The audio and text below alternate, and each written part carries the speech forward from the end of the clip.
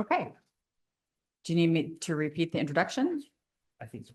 Okay, we're here for the July 15th, 2026 Board of Directors meeting. And we are now moving on to, we've done the welcome and the roll call and the Pledge of Allegiance, and we're now moving on to public comment. This item is reserved for persons wishing to address the board on any AVA-related matters that are not otherwise on the meeting agenda. Public comments on matters listed on the agenda shall be heard at the time that matter is called. As with all public comment, members of the public who wish to address the board are customarily limited to 2 minutes per speaker and must complete, as I mentioned before, an electronic speaker slip. I may increase or decrease the time allotted to each speaker depending on how many speakers we have. So if anyone is planning to speak at public comment, if you could approach the microphone and or raise your hand now online. And I'm looking at our clerk to see how many folks we have for public comment. There are no hands raised in the attendee area or at any of the remote locations. We do have one hand raised in the attendee area and one hand raised in the room, in addition to the 2 speakers at the podium.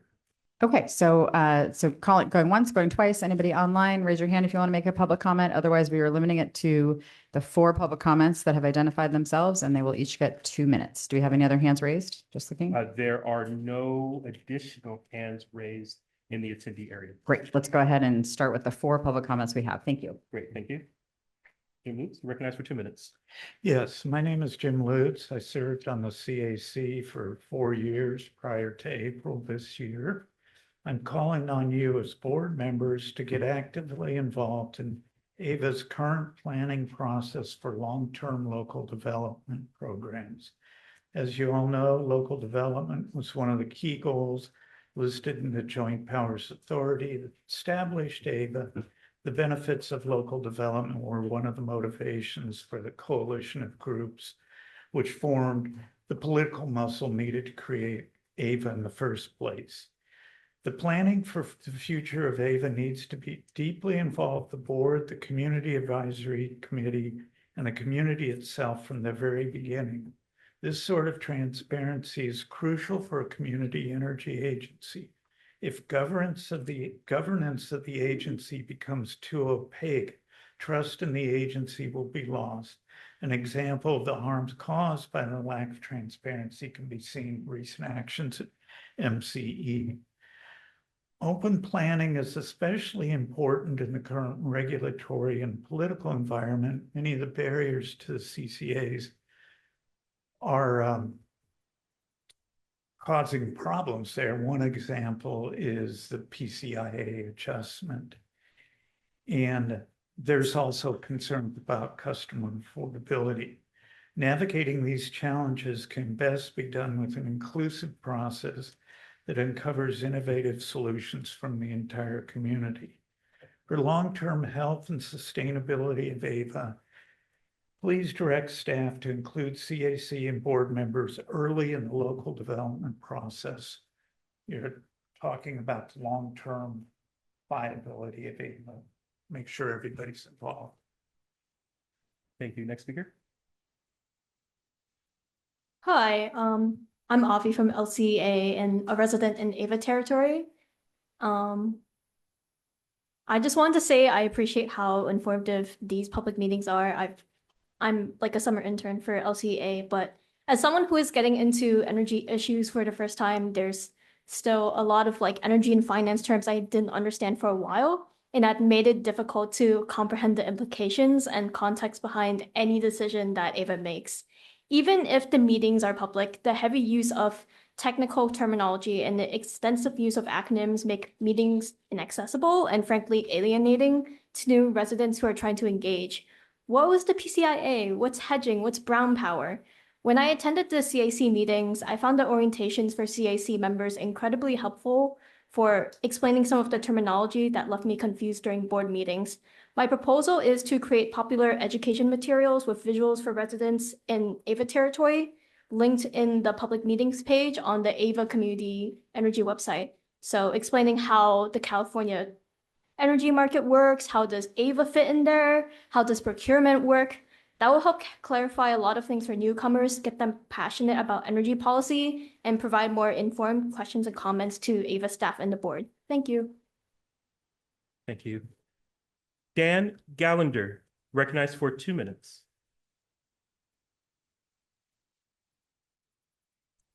Can you hear me now?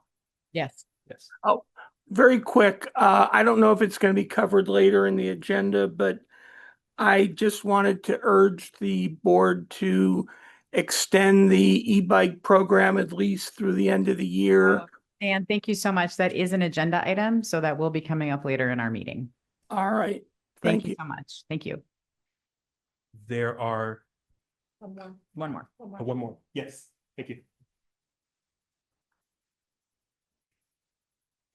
Good evening, board members. I am Do-hee Kim with the local Clean Energy Alliance, and it's nice to meet you all while the sun is still out. I just wanted to provide an update on the Community Resilience Hub initiative. We had a really engaged and successful workshop on June 25th, and just wanted to also give flowers to Councilmember Julie Roche, who joined us and really listened to the constituents, and it was just really exciting to work with Emerald Cities Collaborative, but also our host partners, Glad Tidings and California Interfaith Power and Light, including Green the Church. And some of these are partners already with AVA, with EV chargers. And it's great to know that these community resilience hubs have had over 20 attendees. We had Enviro Justice Partners from Center for Biological Diversity, also from California Enviro Justice Alliance.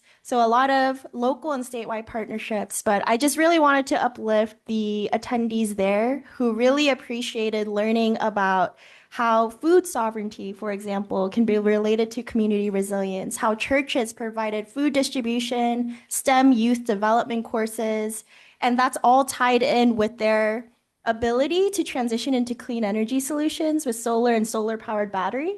And so I just wanted to applaud AVA, Emerald Cities Collaborative, but also community partners and community experts who are really leading clean energy solutions. And it was also great to meet Abigail from AVA, who was there as part of the community outreach team. So just wanted to say, this is the type of program that we want to continue funding beyond just 2027. Thank you. Thank you. There's no further hands raised at this time. Wonderful. I want to thank all of our public commenters, and I'm going to go ahead and close public comment. And we are turning now to item number 4, which is closed session public comment. And I'm looking at the clerk to see if we have any members of the public who wish to make a comment about our closed session. There are no hands raised in the attendee area or at any of the remote locations. And there are no hands raised in the room. Okay, and go ahead and close session public comment, and we are turning our attention now to closed session. For those who are participating, or board members who are participating remotely, there is a different link for our closed session. And for those in the room, we will be actually moving physically to a different room to have our closed session, and then we will return.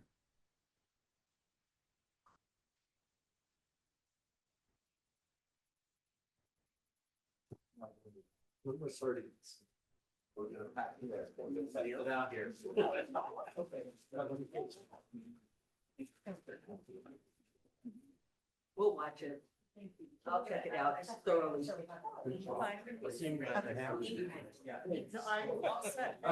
you want to take your phone with you? Well, I'm just. I might check some pieces.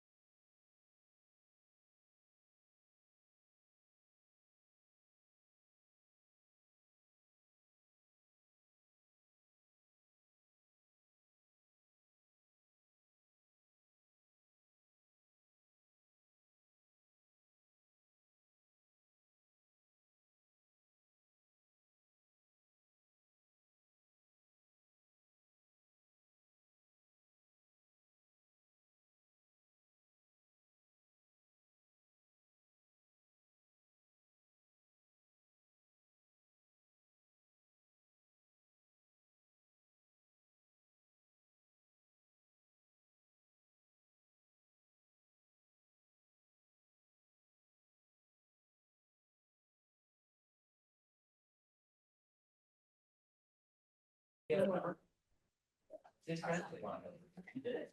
Jack.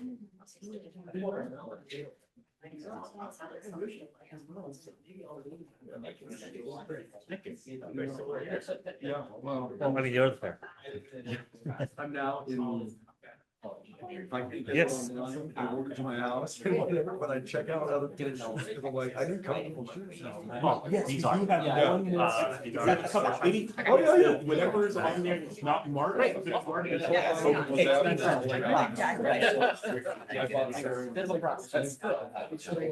it got a save your feet from bad things.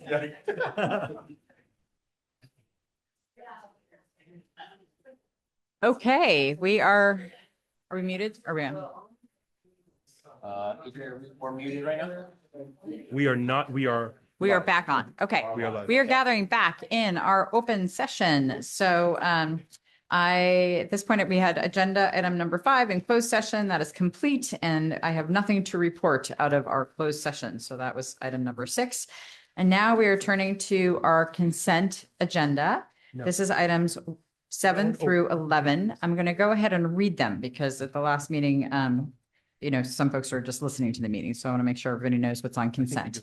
We have approval of our minutes from June 17th, 2026. We have contracts entered into, which is an informational item. We have legal service agreement approval, which is an action item.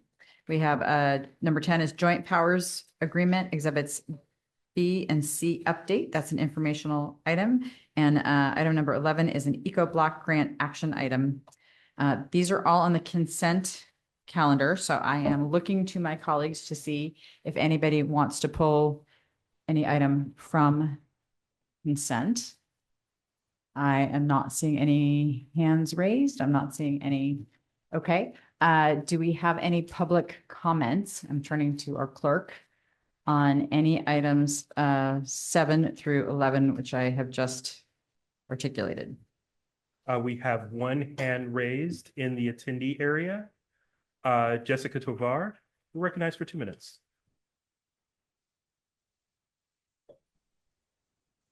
Hi, everyone. Jessica Tovar with the Local Clean Energy Alliance.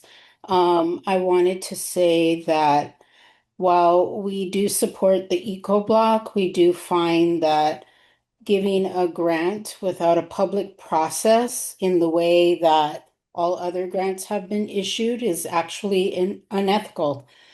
This agency should be transparent in its process. And I will say that a lot of organizations are really filling the gaps in funding for projects, for programming, for staffing. Now more than ever, it's important for this agency to offer grants to the community it serves. I do think that EcoBlock is an important program. You might want to consider giving them a sponsorship from your marketing fund. And I want to uplift that this agency voted just last month not to add money to local development, of which grant funding is included in local development fund. The fact that money isn't added to that fund, but yet monies are freely given without a public process. And that process is not only publicizing the application for a grant, but also having a committee made up of board members and the community advisory committee is how that has been done before. And I'd like to see this agency go back to doing that. And if you don't, then it's a good reason to start actually giving money to the local community foundations who can actually disperse that money within the community. Clean power people. There are, we have one member at the podium. Abby Wong, recognized for 2 minutes. Hello, Avi again. As a student at UC Berkeley, who myself has faced problems due to academic funding cuts, I really support EcoBlock's mission to help marginalized communities decarbonize, and I hope it gets the funding it needs. That being said, I think the way that EcoBlock was introduced was a bit unfair to others who went for a normal process, especially given that no additional money was added to the local development fund this year, and Ava lacks a grants manager. So I just wanted to bring a few suggestions to the board. First, I wanted to uplift Jessica's comments. I also think that the vast majority of grant decisions should be based on a well-designed application process and be reviewed by grant committee and also based on an objective rubric that's transparent and that the public be given notice at least a month in advance. I'd also like the board to discuss how do you want to balance public transparency and fairness with speed? Because EcoBlock was basically lost its funding, but what criteria would be used to determine whether a project is a special case that needs to be expedited? I also want to ask for clarity on remaining unspent funds from previous local development projects, pilots, and programs, and develop a plan on how to spend those funds in a way that benefits projects like EcoBlock that are in desperate need for funding. Thank you. Thank you. Do-hee Kim, recognized for 2 minutes. Thank you, board. I just wanted to share that, Local Clean Energy Alliance is excited by the neighborhood energy retrofits offered by EcoBlock. We actually attended a climate center symposium right in Oakland where the Advanced Energy Communities program that includes EcoBlock was uplifted. And so we definitely agree that decarbonization at the residential community level is important.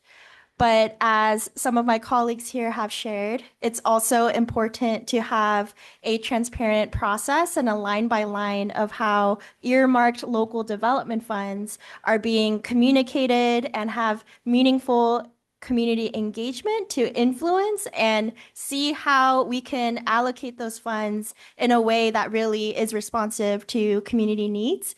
And so in addition to EcoBlock programs, I think the fact of the matter is from the kind of budget finalization from June in the board meeting is that $0 were allocated to the local development fund. There was discussion from the CAC and the board members of reinstating $10 million to the local development fund. There was also a mention of how, there's tens of millions of dollars earmarked for local development. But again, it would be great to have that line by line of understanding how did the public get notified? How did the public get engaged in determining the priorities of certain local developments? And also determining how in the future you will reinstate through a waterfall policy, for example, if there is a more wealth generating season for AVA, how that will be allocated to local development as promised by your JPA and your commitment to community. So again, we appreciate EcoBlock, but at the same time, we also appreciate transparency and accountability. Thank you. There are no further hands raised at this time. Okay, public comment is closed for items 7 through 11. I do want to give our CEO a chance to respond to some rather serious allegations made by one of our public speakers. Sure. Happy to speak to that and maybe speak to the process here. I think putting this on consent is really our approach to try to be as transparent as possible with the public and of course with the board. At the dollar levels for this particular project funding, it is within my spending authority and my contract signing authority. But despite that, really wanted to ensure that there was proper transparency prior to signing anything to bring that forward for consideration. Because it is like our public comments, I think the project itself has a lot of benefits and merit, and I don't think anyone is disputing that point. But from a process standpoint, it is a little bit unusual. This is not how we would have intended to approach things with a project of this nature, but it's rather we are trying to respond to a time-constrained need and working closely with one of our largest, with our number one largest municipal member, City of Oakland, on a really unique initiative that they're working on. We wanted to find a way to help close this gap. And so from a process standpoint, I think while we always want to have some form of formality or public solicitation process for most activities, our administrative procurement policy does speak to where you sole source things dependent on the specific activities that you're doing, and also allows some level of flexibility and discretion for the board, of course, to go approve, program investments of this sort, which are, I think, when you look at the merits of the grant itself, is directly in line with AVA's mission, the funding of which I will maybe highlight it is not coming from grant funding within the local development fund balance. We have $84 million in our fund balance, and this is actually getting pulled from building electrification. And the reason why we're doing that is because it's related specifically to induction cooktops, which again, programmatically is much more aligned with our healthy communities sort of induction cooktop type activities, which as a quick reminder for that pilot program, we elected not to scale that further. So we felt, again, this was a great fit. It was great alignment in terms of our mission and priorities, but do acknowledge that it's not exactly the formal process that we would typically initiate. I also will just point to, we are continuing to work with our municipal members on a longer-term basis to gather programmatic ideas like this that have beneficial electrification associated with it, and to consider how we may want to approach it from a programmatic standpoint. With that said, we found that this was a unique opportunity that we didn't want to overlook and wanted to maintain some level of flexibility for our board to be able to support great initiatives of this nature. Okay, I appreciate that additional background, and I am, for one, glad that you brought this to our attention and that this is on our agenda this evening. So do we have any other comments by, oh, yes, please go ahead. Yes. Thank you to our CEO for clarifying the background to item 11.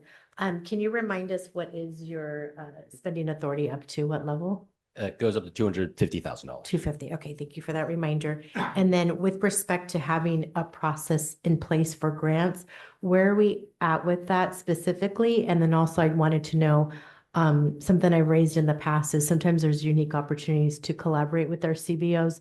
They just may need a letter of support or something of that nature. So can you kind of speak to how we're also providing tangible support in that manner? Doesn't necessarily always have to be funding. Yeah, absolutely. To your second point, we will frequently provide letters of support to individual CBOs that may be applying for grants or other things of that nature. And so we are always engaged. That's not a formal process, but rather a more organic, informal process where we have good relationships with local CBOs that we've worked with in the past, and we try to find ways to help them leverage other, state or federal dollars that they may have access to. In terms of grant process, normally, when we think about solicitations broadly, we issue those for a variety of purposes. One is to, of course, be fair and transparent. Another one is to optimize benefits, and as well as to optimize sort of cost effectiveness when we evaluate things. So what I want to highlight here is, while we didn't do a very formal process, we did absolutely evaluate the cost effectiveness of this program and the benefits that it brings. We can spend more time to talk about those benefits, but what I'll highlight here is, from a cost effectiveness perspective, it's actually very cost effective, because we're really just adding on $150,000 or so to a roughly $9 million program. So for us to actually create a program from scratch would cost significantly more funds to create the program, the administration, and all of that. And we have directly, of course, seen that through our Healthy Communities pilot, just as one small example. And so I do feel quite confident from an evaluation perspective, despite not doing a formal solicitation. We absolutely did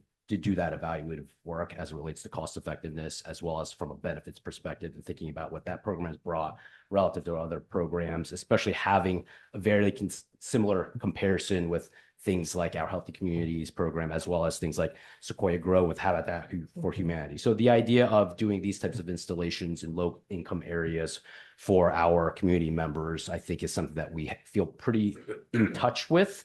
And so, that's how we went about this. Otherwise, again, I recognize that this is called the grant, but it is coming from the non-grant line item within our $84 million local development fund.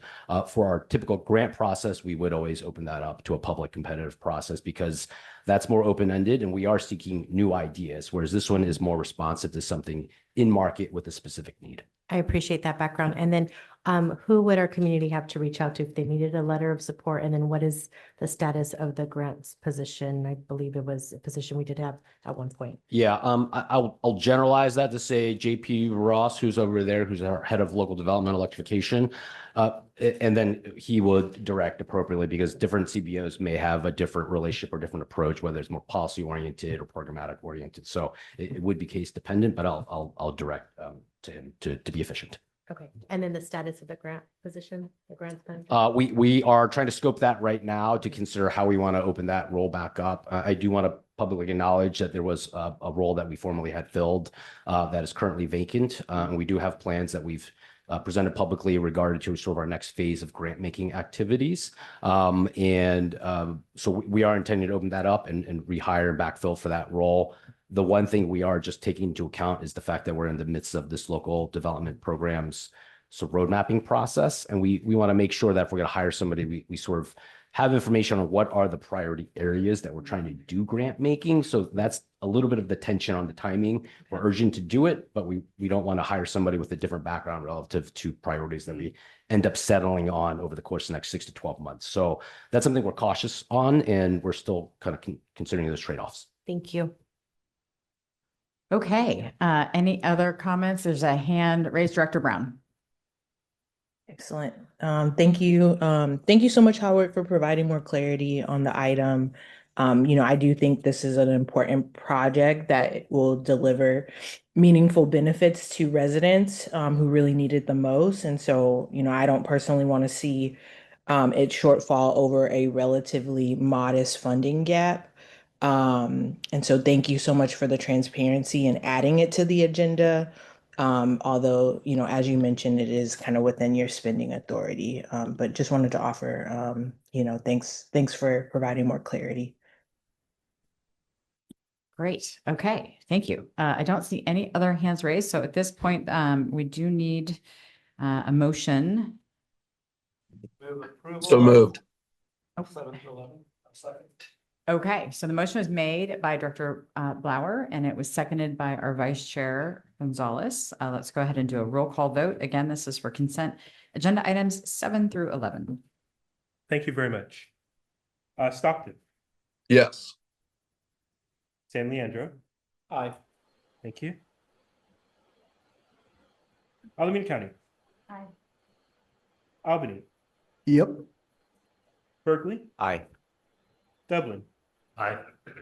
Emeryville, Aye. Fremont, Aye. Hayward, Aye. Livermore, Aye. Newark, Aye. Oakland, Aye. Pleasanton, Aye. Tracy, Aye. Union City, Aye. Piedmont. Aye.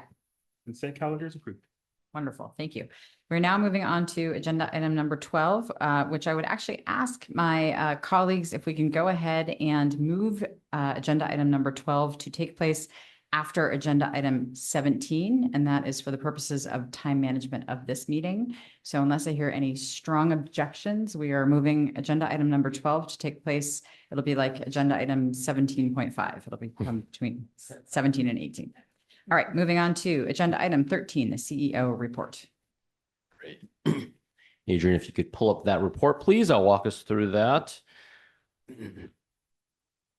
As we typically do, a quick summary of our recent subcommittee meetings. Our last XCOM meeting was held on Wednesday, July 1st. Members received a preview of our fiscal year audit process, as well as an overview of the integrated resource planning process, which is an action item on our agenda today. And we also had a closed session item. And the next XCOM meeting will be held on Wednesday, September 2nd at 3 p.m. at its regularly scheduled time. Next update is related to our annual rate comparison mailer. This is a compliance obligation. We do this every year around this time of year. We send a different breakdown for 5 different rate tariffs. We also select our most common PCIA vintages, our power charge and difference adjustment vintages. That's for 2018 or 2025. So we cater those to our specific customers, depending on what rate tariff and year they became customers of ours. And there are some meaningful differences in those different PCIA vintages. On the next page, Adrian, if you can scroll, this is just a snippet of one of those mailers for illustrative purposes. The first half is an eye chart, but if you scroll a little bit more, we've done a blowout of the 2 main, sorry, you can scroll up a little bit more. Right here, these two tables. Thank you. The top one is our electric power generation mix. This is focused on calendar year 2025. You can see on the leftmost column is PG&E's power content. They're 33% renewable energy with an additional 6% on large hydro, so a total of 39%. Our Ava Bright Choice product is at 54% renewable energy plus 36% large hydro, so about 90% renewable energy and large hydro. It does also include approximately 9% of nuclear power and just 1% of unspecified power. And then our last, of course, Ava Renewable Energy is 100% renewable energy. So that's a comparison of the power content label, nutrition label, if you will. And then the portion below that, the table just underneath that is specific to rates. Again, this is one particular example. And it is a little bit of an eye chart with a lot of underlying details and terms that sometimes get lost on customers. I appreciate that. But we are just trying to break down every component of the most important components of the generation portion of the bill. You have the generation rate first. Below that, you do have PG&E's delivery rate. Underlying that is PG&E's PCIA and franchise fee. That's what FF stands for, franchise fee. So those are some underlying fees there that continue to be paid to PG&E related to electricity generation. And then you can see total electricity costs there in total there. And then just below that, average monthly bill to give you an illustrative example of what that roughly estimates out to be. You can see our Bright Choice product is just modestly below PG&E currently at our value proposition. And then you can see our Renewable 100 product, which is at a modest premium to PG&E. So full transparency, want to just continue to try to educate customers as much as we can with items like this, though we also appreciate they're hard to unpack. So we continue to try to educate. Next slide, please. Highlighting a few additional items. This next section just sort of labeled new web content. So we're always putting out additional pieces just to help educate and inform our communities and our customers. The first in that table, I just touched on our rate comparison mailer. So I won't go into any further detail there, but there is a link online for that to be available each year. The next item is called PSPS events. That's public safety power shutoff events, something that unfortunately Californians have become more and more familiar with wildfire season. And we are in the midst of that, unfortunately. This is just an informational item that we use as a way to engage with our customers to help them prepare for what the season looks like. And we know every area has somewhat different risks associated with this, but we do have a link there with a web page that really just tries to inform on what are the ways to prepare, de-risk, what you should know about in terms of potential power shutoffs and how to manage that. What are the notifications that come related to that?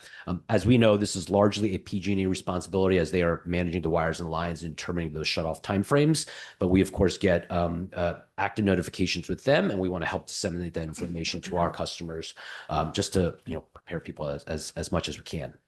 And then the third item there, a little bit related, a little bit tangential, but it's related to some educational materials around battery options. It is becoming more and more prevalent for folks to look at what are their options for backup power, either to try to find ways to create more clean solar generation to lower their bills, and certainly as resilience and backup power. So different ways to configure systems, and we recognize the complexity of this topic. We oftentimes are engaging with our customers on just how to consider this, how to evaluate this, how to determine the value of it, as well as the costs. And so this is a link and a write-up that we have on our website to just walk through that and the different ways to set up a battery system and what you may want to consider as some preliminary materials to learn.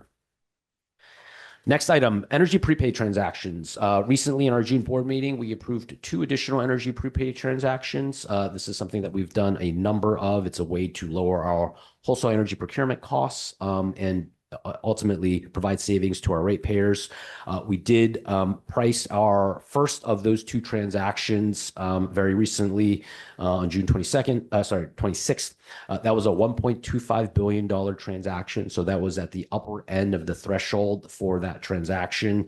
And it did receive a 13.9% discount on all of the energy that ultimately is flowing through there. That's very significant. That will amount to a total of roughly $88 million in savings over a 10-year period. It was a 10-year bond tenor. And so we're really excited by that. Again, that just helps us lower our energy procurement costs and create value for our customers. So that's something that's highlighted there and sort of detailed. And we specifically sort of detail this sort of the increase in those savings year to year. So in this particular fiscal year, we'll see savings about $2.6 million, and that steps up based off of some of the energy volumes that we have flowing through that transaction. So in the next fiscal year, that'll be close to $8 million, and then it will stabilize at close to $10 million for the remaining 8 years of that life. We are actively looking at our second transaction as well, evaluating marketing conditions for the best time to do that. Next slide. Or next page. I'm not going to walk through everything here, but we typically will list our upcoming events over the next month in terms of where we're tabling and sponsoring events to be out in the community and engaging our customers as much as we can throughout our territory. So you can see some great events coming up here in the summer month. Next slide. You can continue to scroll down. The next section is on Fremont's non-residential customers transition to Renewable 100. So as a reminder, last year we did the residential transition. This year is the non-residential transition. Smaller number of customers, but very significant load there. We've been very actively engaging with the largest customers. I think the good news is we see good engagement, and approximately 20% of that load has actually elected to opt down to the Bright Choice product. And I think that to me is a good reflection of customers that are paying attention. They're aware of what's happening, and they're making a conscious decision on what energy product they want to be on. So I think that's a good highlight and indication of that awareness in the education process that's working there. And we do continue to work with the city there, of course, on continuing to market and educate customers about this change. The last day for customers to elect to make a change is July 23rd. Certainly after that, they still have the ability to do that, but they may be on R100 for a month or two, depending on when they may make a decision to change. Scrolling down the next section, which is local development update. There's a paragraph here, and then we'll go into a table. This paragraph is somewhat of a unique one-off, but just highlighting years back, we've done various work on looking at medium and heavy-duty zero-emission vehicle infrastructure. We did a blueprint via a grant with the CEC. And through that grant process, we partnered with Prologis more recently on a solicitation. So you basically had to go through that phase one of the process to be eligible for additional grant funding. And this is a great example of sort of public-private partnership where, because of our early work in this area, Prologis was able to leverage what we did and seek a very meaningful additional funding. So $8 million in CEC grant funding that they were awarded, and they are themselves matching that and going over and above by adding an additional $22 million. So $30 million of overall funding going to medium duty and heavy duty charging in the city of Tracy at a total capacity of 12 megawatts. So this is quite significant, and this is in an area of vehicle electrification that's been stalled and slowed down over the last few years. So really excited by what this brings to bear, and excited in the role that we're able to bring to this. This did not include any funding from AVA itself, but the work that we did previously was able to be leveraged to really allow for this this new infrastructure to be built, really sort of in the middle of our territory that will be meaningful and along this kind of corridor for transportation of goods. The last item on this report is the table that we typically provide to share an update on the variety of local development programs that we have. It's a long list, so I won't walk through every one of those, but as a reminder, we always issue this on a quarterly basis just to stay top of mind with our board members and our public, because we know there is a lot to keep track of.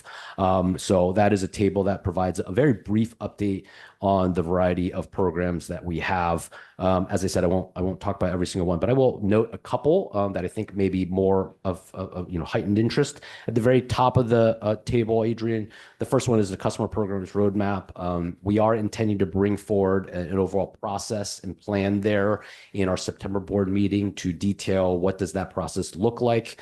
As our board knows, that process was delayed due to some of the contracting issues that we faced earlier in the year. So we're eager to re-engage on that. We've been in the planning process. We've been moving some pieces in parallel. So some, I think, well-received updates updates there that we want to provide in September timeframes. Just highlighting that one.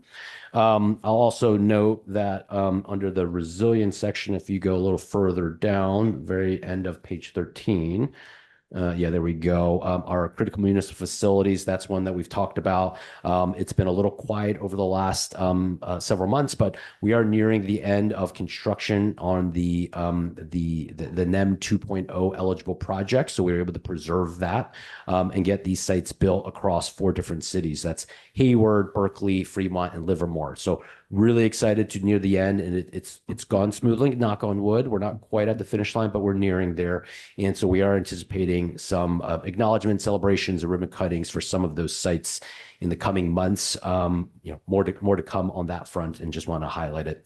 And then maybe the last thing I'll say is community resilience hubs. That's one that's received a lot of attention. I think it's been well received in terms of the work that we and our grant recipients have done to engage with local community members, really understand what are the resilience needs there.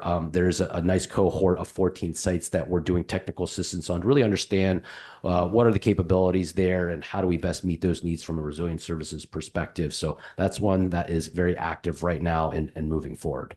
I'll leave it there because there's too many here to highlight, but I wanted to touch on those few. Maybe the very last item which is not formally on this report that I wanted to touch on is simply to acknowledge the passing of Scott Haggerty, who was former supervisor for Alameda County District 1 and former board chair for Ava Community Energy. He was a District 1 supervisor for over 2 decades. I know he's been just such a critical leader within our county and Alameda County, and certainly as part of our agency, I wanted to just highlight a few points. He was really instrumental in championing and being a leader in founding our agency when it was East Bay Community Energy. So we're going back nearly 15 years ago, working closely with the community in engaging all the stakeholders across labor, community-based organizations, municipal members, industry, and really thinking about what is the benefit, what is the value creation that community choice energy can really bring to Alameda County. And so important in that role because organizing that effort, of course, is so difficult and challenging. And his role in bringing that to Alameda County was critical. He also brought some of the additional funding from Alameda County itself to fund the early diligence, over $1 million in that process, and then ultimately $6 or $7 million in a loan to help us initiate our operations, which Ava was fortunately able to repay in under a year. So an indication of the success and the operations that we were able to bring forward, but we could not have done it without his leadership. He sat in that chair role for our first 2 years. He helped to expand our agency into San Joaquin County, given the area that he covered and the relationships that he had with the city of Tracy, Alameda County, Stockton, and San Joaquin County. So important. The last thing I just want to note is prior to his passing, after he had retired and moved away to Tennessee, we were able to dedicate a local wind project in his name. It was a 57 megawatt wind project in the Altamont Pass, so appropriately in his district. And that hit operations in September of 2021. So it's been operating for nearly 5 years now. And it's something that I know that many of our board members and CAC members have been able to visit and really see what does it mean to bring local clean energy generation to our local territory through that wind farm. It's a large wind farm. It brought $20 million of investment via tax revenue here. Well over 100,000 hours of union labor hours. So critical. And we were able to name that the Scott Haggerty Wind Energy Centers, which we call SHWAC. Got a real nice ring to it. So I just wanted to note that. I know those words don't speak to the volume of work that he has contributed to this local area, but felt like it was very important to acknowledge that as such a crucial role in our agency. Absolutely. Thank you so much. So first, I'm going to find out if there's any questions from any of our board members with respect to the CEO report. If there's any questions. Yes, Director Traeger. Yeah, very quick question under rate comparison mailer update, the E1 care rate. Can you remind me if that includes other low income programs such as FARA or where does that go if not under here? It's not exactly under CARE because CARE is a unique program in and of itself. FARA is a similar type program with a slightly different discount level. So it is not synonymous with that, although we oftentimes will lump those two together as sort of a low income designation. So it doesn't fall under there officially. Okay, so would that be under just ETOUC or? Yeah, so it doesn't officially fall under really any of these explicitly. It would fall under ETOUC, but you would apply a fair discount to it. So it doesn't have a unique mailer. These are 5 of, we have many, many rate tariffs above that. And I'm looking at Annie, she can probably elaborate. But what I'll just say is we don't cover every single rate tariff with these joint mailers. There's a lot. And FARA is a very, very small percentage of our customers. CARE is really the predominant one. Anything to add, Annie? No. Okay. You covered it well. Thank you. Thank you. Okay, looking at my colleagues online, I don't see any hands raised. So let's turn to public comment at this time. If there's any public comment, the CEO report. There are no hands raised. Oh, there is a hand raised in the attendee area. Jessica Tovar, you recognized for 2 minutes.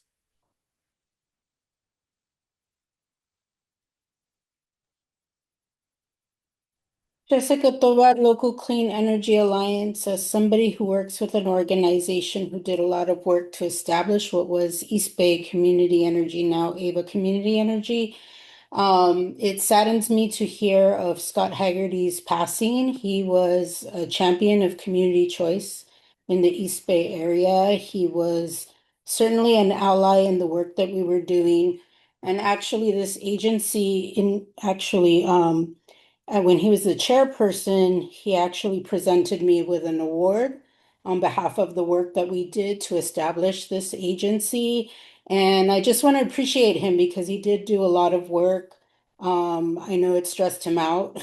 He shared that personally with me, but he was a good guy and I was really, really thankful to work with him. So I just wanted to acknowledge that because he was a good guy and I'm sad to hear that he's no longer with us. I didn't know this and I will be sharing that with community who worked with him along the way. Thank you. Thank you. There are no further hands raised at this time. Great. Okay, I'm going to close public comment and bring it back to the board. If anybody wants to share anything at this point in time, we will be closing the meeting in memory of Supervisor Scott Haggerty. But if anybody has any comments they want to share at this point, now is the time. So yes, go ahead. I apologize, didn't realize many community members are first learning about the passing of former Supervisor Scott Haggerty. So just while everyone is listening and engaged in this topic, I do want to let the community know that there will be a celebration of life at the fairgrounds on Saturday, July 25th at 4 o'clock. And as soon as those details are finalized, I will post it on my social media page and I will share it with staff if anyone is interested in attending. Just wanted to make sure the public know that it is a public event. And that's the Alameda County. Alameda County Fairgrounds in Pleasanton on Saturday, July 25th at 4 p.m. Okay. And I see Director Barrientos. As you know, or you don't know, I'm president of the Livermore Lions Club. And one of the things we do, we issue not all the time, Citizens of the Year Award. It's a nice big plaque, big Lions logo on it. And we issued it to Haggerty one year. And that was in his office lobbying, of course. And he had it right on his wall. And he goes, that's one of the best ones he ever received. So we appreciated his work and what he did for the area, and we honored him with our plaque. It's wonderful. And I think many of us have had the opportunity to go out and to see the Scott Haggerty wind energy, those amazingly beautiful turbines that are turning all the time, creating clean, green energy. And my understanding is that he frequently called the creation of our CCA as one of his greatest professional accomplishments because he believed very deeply in delivering clean, affordable energy while building a resilient green economy. So any other comments at this time before we move on? Okay, we are now going to move on to the CAC report. And we have our chair and vice chair here with us this evening. So Chair Souza, the mic is yours. Oh, thank you so much. Well, the meeting started off, of course, with some comments, some really poignant comments from Jim Lutz and the beneficiary of the V-Bike program, Douglas Spalding. One of the ones I'd like to highlight is that Jim mentioned as AVA approaches its goal of 100% renewable, to look beyond that and to look at diversifying and including other means of income, such as solar PV leasing and battery leasing and other ways to reduce customer cost. And the CAC is hopefully going to be instrumental in highlighting some of these potential offerings in a possible business plan, a long-term business plan that looking forward into the future with so many variables, but the accelerated pace in which renewables have been employed is amazing. So what is AVA going to do next? Another contrary to that is the data center loads, which we're very concerned about. Wanted to highlight that reading an article with Bill McKibben. I don't know if anybody knows Bill McKibben. He's a fantastic guy. Was interviewed by New York Times. And one of the things that is very concerning is the amount of water that comes out, and especially in California, which is drought ridden. And one email assist with AI generates about or consumes about 12 ounces of water. Now, this number comes from a number of sources. It's not just the data center cooling. It includes some of the other aspects surrounding water. And so 12 ounces of water doesn't seem like a lot, but when you think of how many times people use email assist or a lookup with AI, imagine how much water that is consuming. And it may not be the highest water user, but it certainly could be the tipping point, the straw that breaks the camel's back when it comes to us fighting drought conditions. Right now, we're flush with water. We're not flush with water, but we're not looking at drought, but we know California will be experiencing drought in the future. So we definitely want to look at supporting a moratorium, just like New York, Kathy Hochul, who just enacted a one-year moratorium on data centers in New York. If we don't start looking at that in California, we're going to be probably paying the price.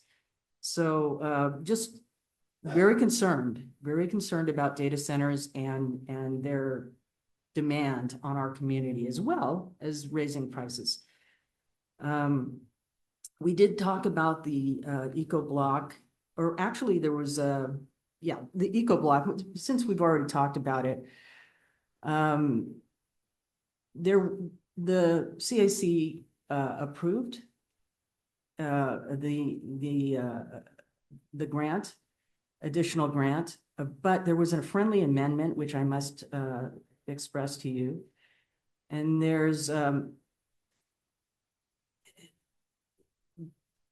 100,000, or actually 250,000. I was wrong, and I wrote that in my notes. Discretionary policy, but the look wasn't good, and so we understand that the proposed funding will assist in bringing the project to conclusion, and that is a very important project. What the friendly amendment states is that the board directs staff to develop a policy framework and rapid response grant making that outlines the roles and responsibility of staff, CAC, and board members in fielding discretionary funding requests. So what this is leading to is a deeper look into grant funding. And that said, the CAC is looking at ad hocs, specifically around that. There's also other discussions around ad hocs. I'm changing subject now into ad hocs. The energy affordability ad hoc, we want to focus in on specific items such as energy efficiency or other ways to reduce customer costs. We want to look at, as I mentioned, the grants process, especially surrounding small community grants, because if we're looking at 150,000 and saying that that is a small amount, there are many community needs and seed projects that might just be $10,000 is all they need. So there may be a way to streamline that, and we want to look at it with an ad hoc. And then also people were interested in the municipalization of the grid, more on balcony solar. What was the date? August 31st, that balcony solar is going to hopefully be passed into, well, it's already been passed, but signed. And then Ava's smart home battery program and virtual power plant. So those are some ad hocs that the CAC is looking at, and hopefully we can get maybe some board members to join us. And there's a few other interesting items. The difference between Bright Choice and 100% renewable is something that's a little bit of a conundrum to us, especially since it's constantly changing. I think staff is already planning to go into that this fall. And there's interest in AVA partnerships with K to 12 grade schools. And there's a suggestion that AVA develops a strategy to notify customers that may be affected by changes in federal policies regarding electrification incentives. As we know, this has been affected by the current federal administration, and some people may be left in the lurch. And that is my chair report. Thank you. Okay. Thank you for sharing all the thoughtfulness that's going on at the CAC with respect to current and potentially future topics. Did the vice chair have anything to add? I just wanted to make sure you had an opportunity if you were. Okay. Okay. Any questions for the CAC chair at this time from the board? Nope. Okay. Any public comment? There are no hands raised in the attendee area or at the remote locations. And there's no hands raised in the room. Okay. I just want to express appreciation to the CAC for your engagement and thoughtful consideration of all the wide variety of things that we're talking about as an agency. So thank you so much. Oh, yes, we do have a comment from. Thank you, Madam Chair. Very Yes. brief comment, and I want to echo your appreciation of the CAC since balcony solar came up. Feel near and dear to my heart. So SB 868, wanted to let you know it is in the Assembly Appropriations Committee right now.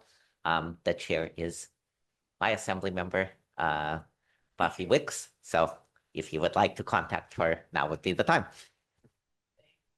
Great. Okay. Thank you for sharing that. So we're going to go ahead and close out agenda item number 14, move to our very meaty agenda item number 15, our 2026 IRP compliance analysis and filing. And hopefully everyone has done their homework. We are going to receive a presentation by Marie Fontenot and John Newton. Sorry. Yes. I see John. I don't see Marie. Oh, she's coming. Okay. All right. Good evening, directors. Hi again. We are, yes, talking about IRP for the third time, no less. I'm the Director of Regulatory Affairs, part of AVA's public policy team. with Senior Vice President, Power Resources, Marie Fontenot. We will be presenting this topic for your perhaps enjoyment, but certainly consumption this evening. If we could go to the next slide. The plan for the evening is that I will provide coverage through the compliance requirements, and then Ms. Fontenot will carry on from there. Next slide, please. You may recall seeing much of this material several times already in May and June. What we're presenting this evening is the results of the analysis for your consideration. The Integrated Resource Plan is the California Public Utility Commission's long-term resource planning process that considers indicative portfolios from participating load-serving entities like AVA when developing statewide resource plans used for infrastructure planning and other purposes. The IRP goals, as you see on the slide, are to ensure California has enough generation capacity to meet expected energy demand while also meeting or beating statewide greenhouse gas reduction targets. The instant IRP plan submission requirement is that we must submit to the CPUC by August 10. If we could go to the next slide, please. As previously presented, and we should be on slide 4, yes. As previously presented, AVA's IRP LSE plan requires that we submit 3 documents: a narrative template following the content and structure specified by the CPUC, a resource data template that shows the resources selected for AVA's IRP plan within the parameters set by the CPUC's IRP planning process, and a clean system power calculator that estimates the portfolio emissions from the resources we include in the resource data template. Now, an important point, note that the resources selected only for capacity do not contribute to estimated portfolio emissions. Redacted versions of these are available as part of the agenda item. The narrative is part of the PDF associated with the staff report, the presentation and such. And then the very difficult to consume in printed form RDT and CSP are available through the website, as well as I understand it, through the iPad here. Thank you again, Adrian, with your help for that. If we could go to the next slide. We've already gone over this. We can go, I think, to the next, but this is just outlining what these documents are. So we should be able to go to the timeline. Excellent. Here we see the near-term timeline for the IRP planning process, focusing on AVA's IRP plan development, review, and submission to the CPUC. The critical point from our perspective is this evening's board meeting, of course, and then our August 10 submission. We are obligated to submit by that deadline. As noted in the board materials, we intend to return at the September board meeting to share the as-filed version of the IRP plan. If we could go to the next slide. Thank you. For this IRP cycle, new this year, AVA brought the modeling analysis in-house using an open source tool developed by MIT and Princeton experts called GenX. That is the name, not merely an acronym. I'm trying. Bringing the modeling analysis inside AVA allows us more flexibility to perform portfolio analyses to arrive at an optimized resource portfolio within a given set of constraints.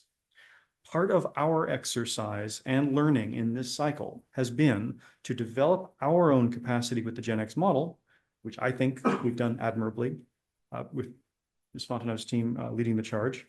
And second, to translate the results of that analysis into a format suitable for the CPUC submission.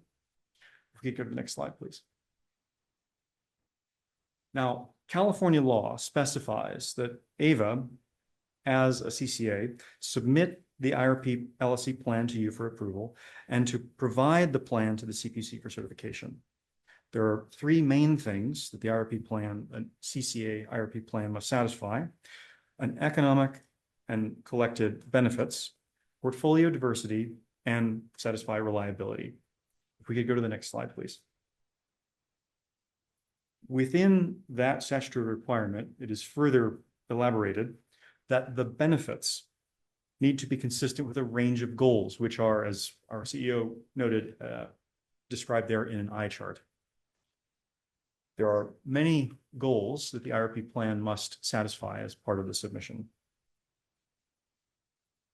A diverse resource mix, avoid energy shortfalls, minimize ratepayer costs, and minimize greenhouse gas and local air pollutants among them, all within the parameters of what the CPUC requires that we use, the tools that we must use to build a portfolio in the way that the CPUC insists that we produce it, to then submit it in the required format.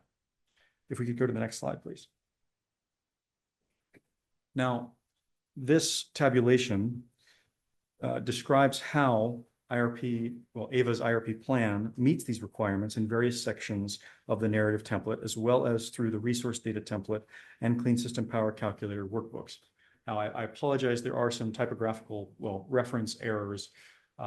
If anybody's interested, working with the narrative template is a bit of a chore and the numbering gets a little bit wonky. So if you were to look at the included narrative now on the table of contents, it will not match up as beautifully as this table does, unfortunately. But if anyone wants, I can give you the page references. I have them right here. Yeah. So if we could go to the next slide, please. One more. So the CPUC requires that IRP plans use inputs consistent with those provided by the CPUC. There are examples of these listed here. If you may recall, back in the May session, I called out the CAISO zonal topology. What is significant about that is basically the interstate map of the transmission system within California and around the Western United States that we are basically able to use when we are selecting resources for the portfolio. And then the next bullet, as you see, resource regions along with CAISO study areas. These are basically not very granular views of what resources exist or could be developed in the long term around California and then around the greater Western United States and North America. If we could go to the next slide, please. Now, this and the following slide are example IRP candidate resources. I will not attempt to decipher the acronyms for you. Suffice to say that it is a long list of resources that are geographically distinguished technology types. Another important point and a critical factor that I think Ms. Fontenot will describe at greater the effect of the impact is that the levelized cost of energy, which is the average net present value of the generated energy from these technology types, are a significant determiner or kind of the lever to pull in terms of what kind of portfolio the system basically generates as we're doing the analysis. It is important to understand that these indicated costs are not necessarily what we are seeing in reality in the market per se. We are using these for the sake of the planning process. Because it has such an outsized effect on the results, it's important to note that this is not necessarily reality. Okay, if we could go to the next slide, and then the next slide. We have here a variety of strategy assumptions that we use as part of the modeling analysis that, again, Ms. Fontenot's team performs. We are constrained in terms of the basic information that we are allowed to use for the development of the plan. And then as part of the analysis, we, by necessity, have to add additional parameters to cause the modeling analysis to produce realistic, acceptable results. Some of these are, for example, that first line, the maximum available capacity. What this means is that we're saying, basically, don't let the modeling analysis attempt to add new capacity in like the last 2 months of 2026, because it's not realistic to imagine that we can build a new resource in that kind of a time frame at this scale. And then another important one to call out is the second last from the bottom, the maximum in-state wind available capacity. The parameter here is to constrain the modeling kind of automation, not AI, but the modeling analysis, to limit the amount of a particular technology type that the analysis might otherwise select at greater volumes. These limits are meant to constrain the amount of capacity additions into our portfolio in a way that represents more realistic expectations of what AVA, its size, the scale of development over time might reasonably be able to see, maybe in some version of the future. If we could go to the next slide. Here we see clean energy requirements. Now, an important consideration, and particularly in light of the joint rate comparison mailer that we heard in a previous agenda topic, is that the IRP clean energy requirements are a little bit different from the way that, say, the power content label or other types of clean energy reporting exists or occurs in California, or as AVA does. Some key points to understand about this table. We see on the left the statewide renewables portfolio standard requirements by year. So by 2030, LSCs that are subject to the RPS program, AVA is certainly one of them, needs to procure 60% of its sold energy using RPS eligible resources. Going a little bit to the right, we see here what AVA's, then EBCE's board had adopted as its clean energy targets over that same time period. So these don't quite match up in terms of what the content of that portfolio is, but it's yet again a different version of clean energy. Going to the right, the IRP uses two measures for clean energy procurement. I'll wrap this up, it won't take too much longer. There is the California Air Resources Board established statewide emissions targets, and then these are further segmented down into industry sectors. This represents AVA's share of the electric industry sector's GHG emissions benchmark for the period of the IRP plan. Now, it should be noted that AVA's IRP plan, as we will get to in the results in a moment, comfortably meets all of these. We are comfortably above the RPS requirements in terms of the amount of RPS resources in our planned portfolio, and we are well below the GHG emissions benchmark that the Clean System Power Calculator estimates from the portfolio that we have to use. Good grief. And with that, I'll turn it over to my colleague. In person, IRL. It's different in person. What time zone are you on? All of them. Next slide, please. This is one last assumption slide. After this, we'll be talking about results of the analysis. So what John highlighted a moment ago about the prices of resources that we can have in our portfolio, the prices of resources that can be in our portfolio is probably one of the biggest binding constraints in the model. It, like, the other most significant binding constraint is represented in this slide. It's hard to see, there are actually 4 different lines on this slide, a blue one, a purple one, an orange one, and a yellow one that in person is invisible, but it's below the orange line. These lines represent forward curves or hypothetical views of what CAISO market clearing prices could be in the future if different policy and geopolitical events were to transpire.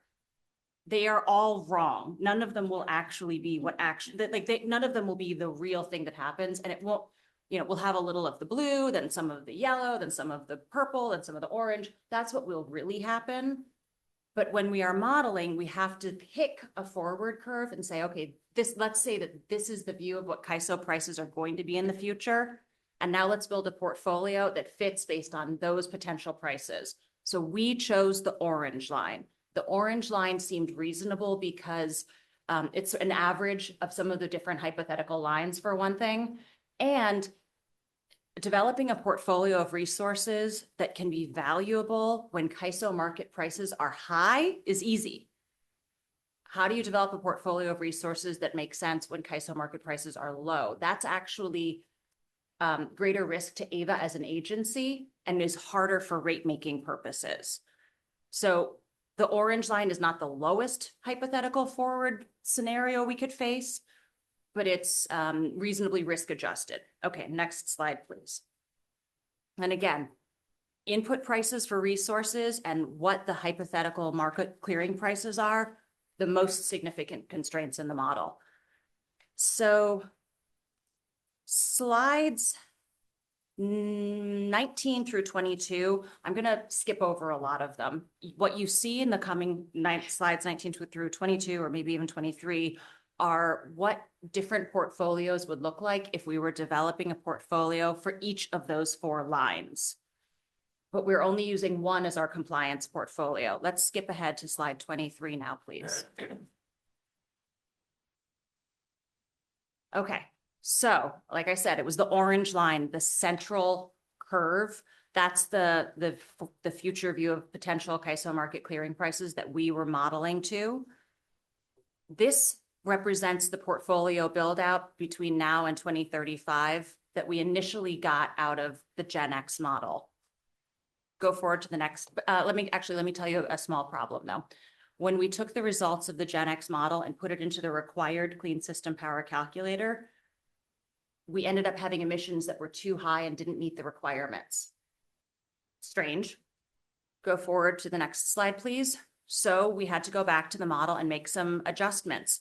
And this is what the updated compliance portfolio looked like. In summary, a lot more geothermal, a lot more out-of-state wind, less midday solar. What we learned when we were doing this is that the clean system power calculator,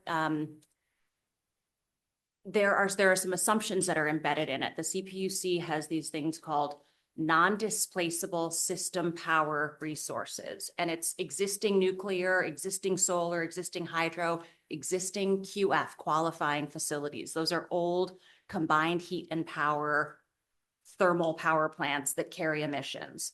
We all have to take our share of the emissions from these resources. And we all, if you're trying to put a lot of solar on the system in the middle of the day, the clean system power calculator basically told us, nope, your generation in the middle of the day is going to be curtailed, so the non-displaceable resources can stay online. So that's why we made the changes to lower our emissions here. Now, literally yesterday, I was going through and finalizing this presentation, and I realized, oops, there's a translation problem between the way data comes out of GenX and what we're showing you here. Can you go forward to the next slide? Believe it or not, it doesn't look at the pink line in 2035, the farthest left pink line in the bar chart on 2035. Now go back to slide 24. Oop, back, it's a lot lower. Now you can go forward one.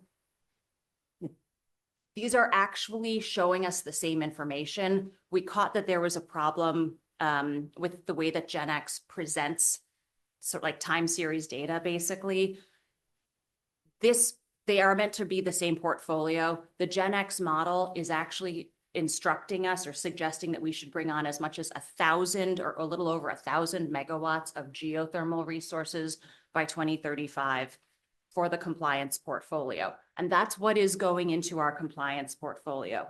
It is very unlikely that you will see us having a portfolio that includes 1,000 megawatts of geothermal in 2035. I don't think that we can add that. I mean, I hope the state is able to build that out between now and then, but there are a lot of constraints that would prevent that from actually happening. But this does signal to the CPUC that, number one, we're taking the need for clean energy at different times of day seriously, and that we will be looking for geothermal resources if we can get them consistent with the prices that were forecasted in the input requirements slide. So I want to highlight this. This slide was not in the original packet that was placed on that was agendized and posted online. It was a last minute correction because we wanted you to see this slide consistent with everything else that's in the following slides. So this is a summary of what the nameplate capacity of the compliance portfolio looks like. And like I said, or what I want to say, the key takeaway on this side is that this is what the GenX model views as the most economic way to meet reliability and emission reduction requirements based on the cost assumptions of resources and based on the hypothetical future CAISO market prices that these the market that these resources would generate into. Next slide, please. Slide 26. Yep. This is, and the top table is Ava's share of emissions that we are required to meet or be below for the purposes of IRP compliance. The CO2 carbon dioxide line is what the portfolio emissions are from our compliance portfolio. So as you can see, our compliance portfolio, it has lower emissions than are required for compliance with the IRP requirement. Next slide, please. Here, I'm showing you just a quick comparison, IRP emissions as compared to what goes onto the power content label and what we actually mail to our customers. The IRP and the power content label use totally different emission counting methodologies. The IRP is using the IRP is using an hourly forecasted emissions counting methodology. So it's looking at every single hour and adding it up and forecasting what they could be based on hypothetical demand, hypothetical supply, et cetera. The power content label looks at what was the actual demand and what were the actual supply resources. And then it looks at it on a net annual basis. So the one is forecasted hourly, the other one is net annual. They do not match up well. Ava's goal of a carbon-free portfolio by 2030 is what we will see on the power content label. We are working towards a carbon-free portfolio by 2030, regardless of what the IRP tells us or requires us to do. Next slide, please.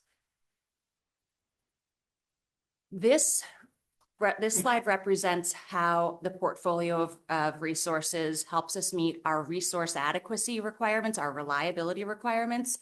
This is another area where the IRP differs from like reality on the ground, if you will. The resource adequacy compliance program that we have to abide by on a yearly and monthly basis uses what's called a slice of day methodology, where every month there are 24 different numbers that we have to meet for our resource adequacy requirements. The IRP is using a different methodology where there's just one number you have to meet every month. And the way that resources count towards the reliability requirements of the different paradigms, that counting methodology is different between the resource adequacy compliance program and the IRP program as well. I am showing you here how the IRP resources stack up for IRP accounting purposes. I have not included the IRP reliability demand forecast because that would be commercially sensitive, but these resources do meet the requirements of reliability under the IRP program. Next slide. Okay, this is another area where I have a bunch of slides that all look kind of similar, but with really small differences. And so I'm not going to talk through the details of all of them.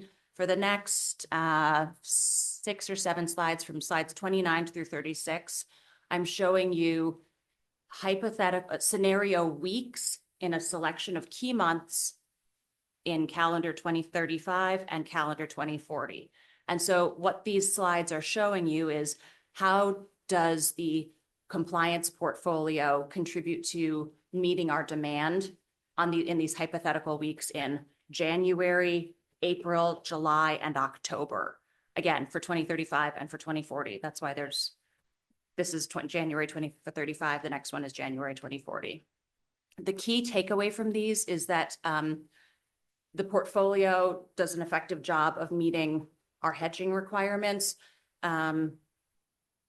There are limited hours across each of the months where we have an exposure to the CAISO market, where we would be buying energy directly from the CAISO market, and where we would not be able to hedge our demand with our own long-term contracted resources. Let's go ahead to slide 37 because that nicely summarizes it. Oh, actually, yeah, this does summarize it. This slide and the following slide represent how much length or short position we would have across each hour and across each month. This slide with a lot of blue in the middle shows that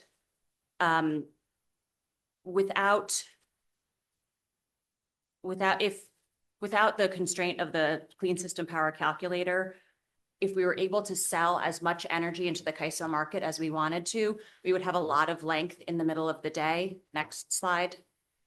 This slide shows with the clean system power calculator constraints where there's not an, sort of an unlimited amount of energy that we can sell into the CAISO market in the middle of the day. And again, you see the note on the bottom of the page about how we have to take this non-displaceable system power from as required by the clean system power calculator. Next slide, please. This is actually the slide that I was meaning to refer to a minute ago. So this shows you how limited our exposure to the CAISO market is across a number of years under this hypothetical compliance portfolio. Very limited number of hours in these highlighted years where AVA's demand would be procuring power directly from the market. The compliance portfolio meets our demand very, very well. Next slide.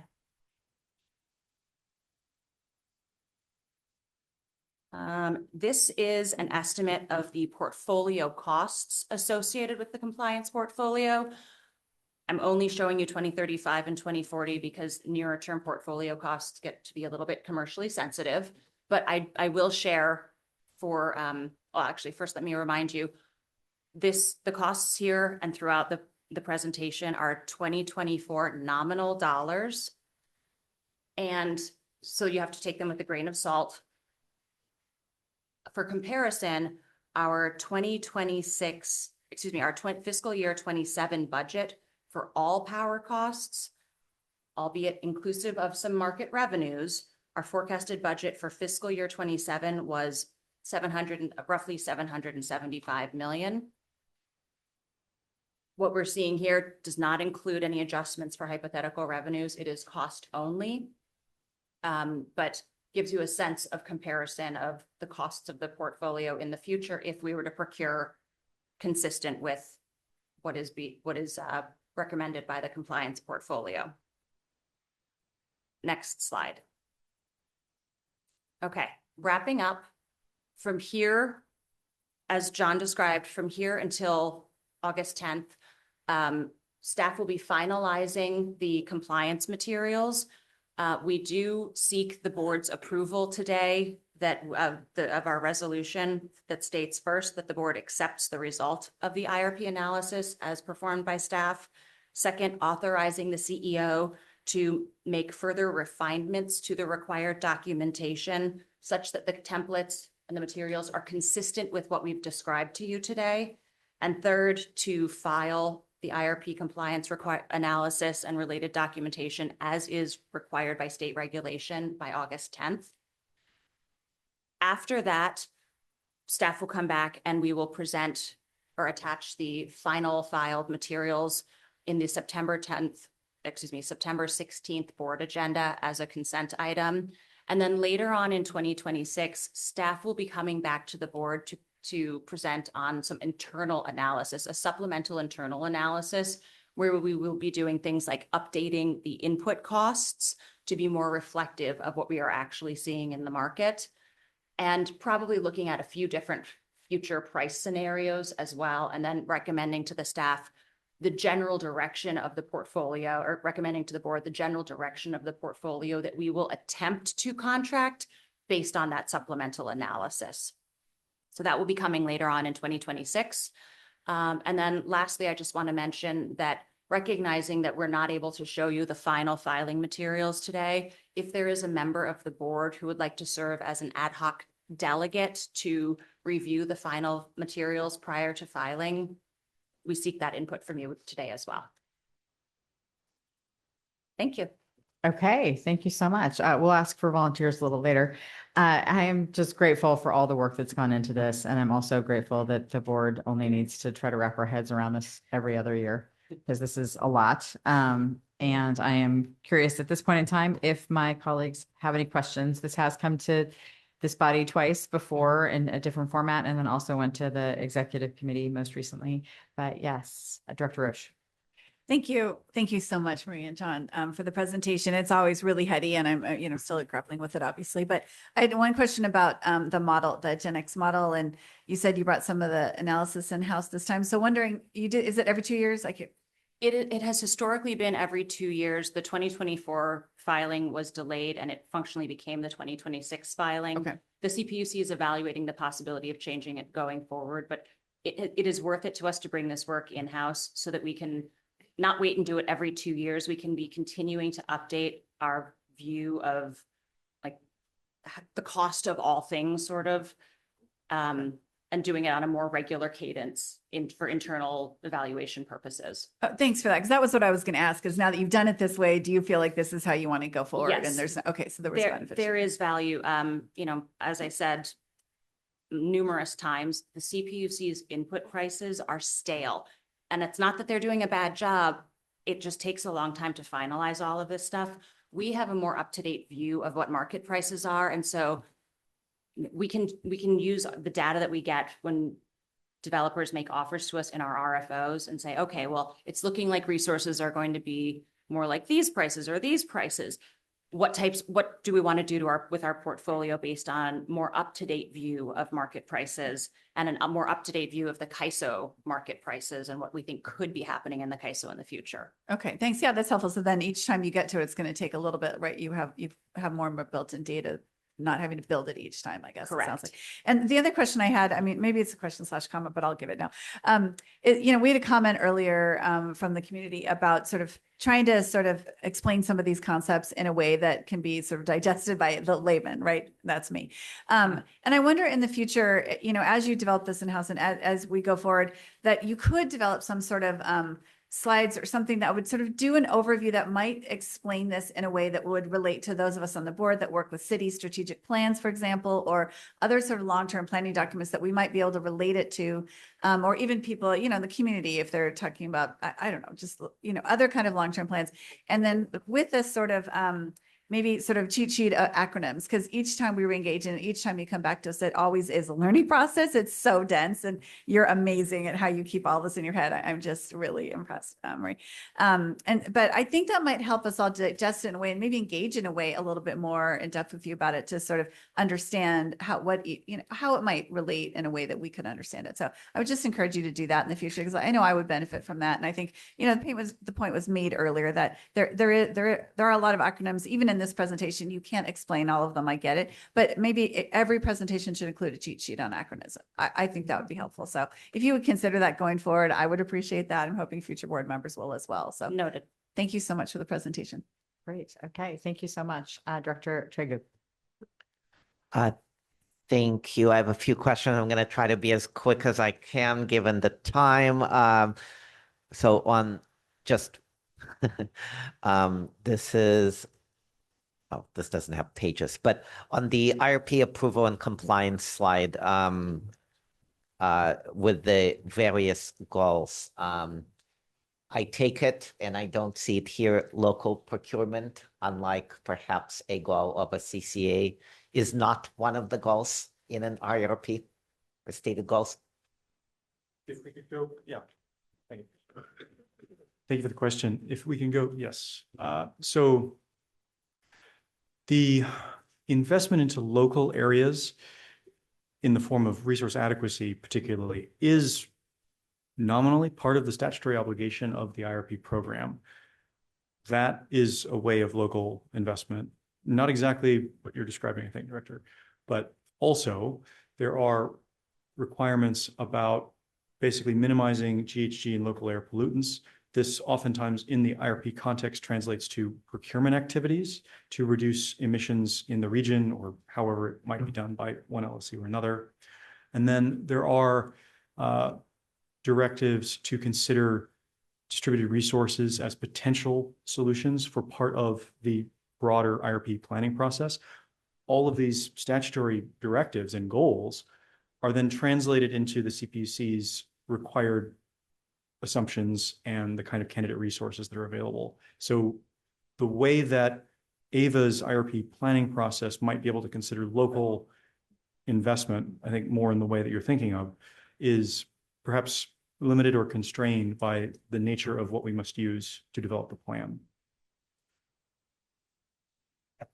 Thank you. And I guess where I'm going with this, and this is my next question, I'm not gonna I understand that there are some assumptions in the model that force us to do certain things, but this forcing function to displace, say, local wind for out-of-state wind, how is that squared with impacts of doing less local procurement? So the regions that we are required to model do not get down to the granularity of the counties of CCA jurisdictions. If you want to flip to the list that has all of the different input prices, you'll see things like, I think that was slide 17. It has, and 17 and 8. 13. Thank you.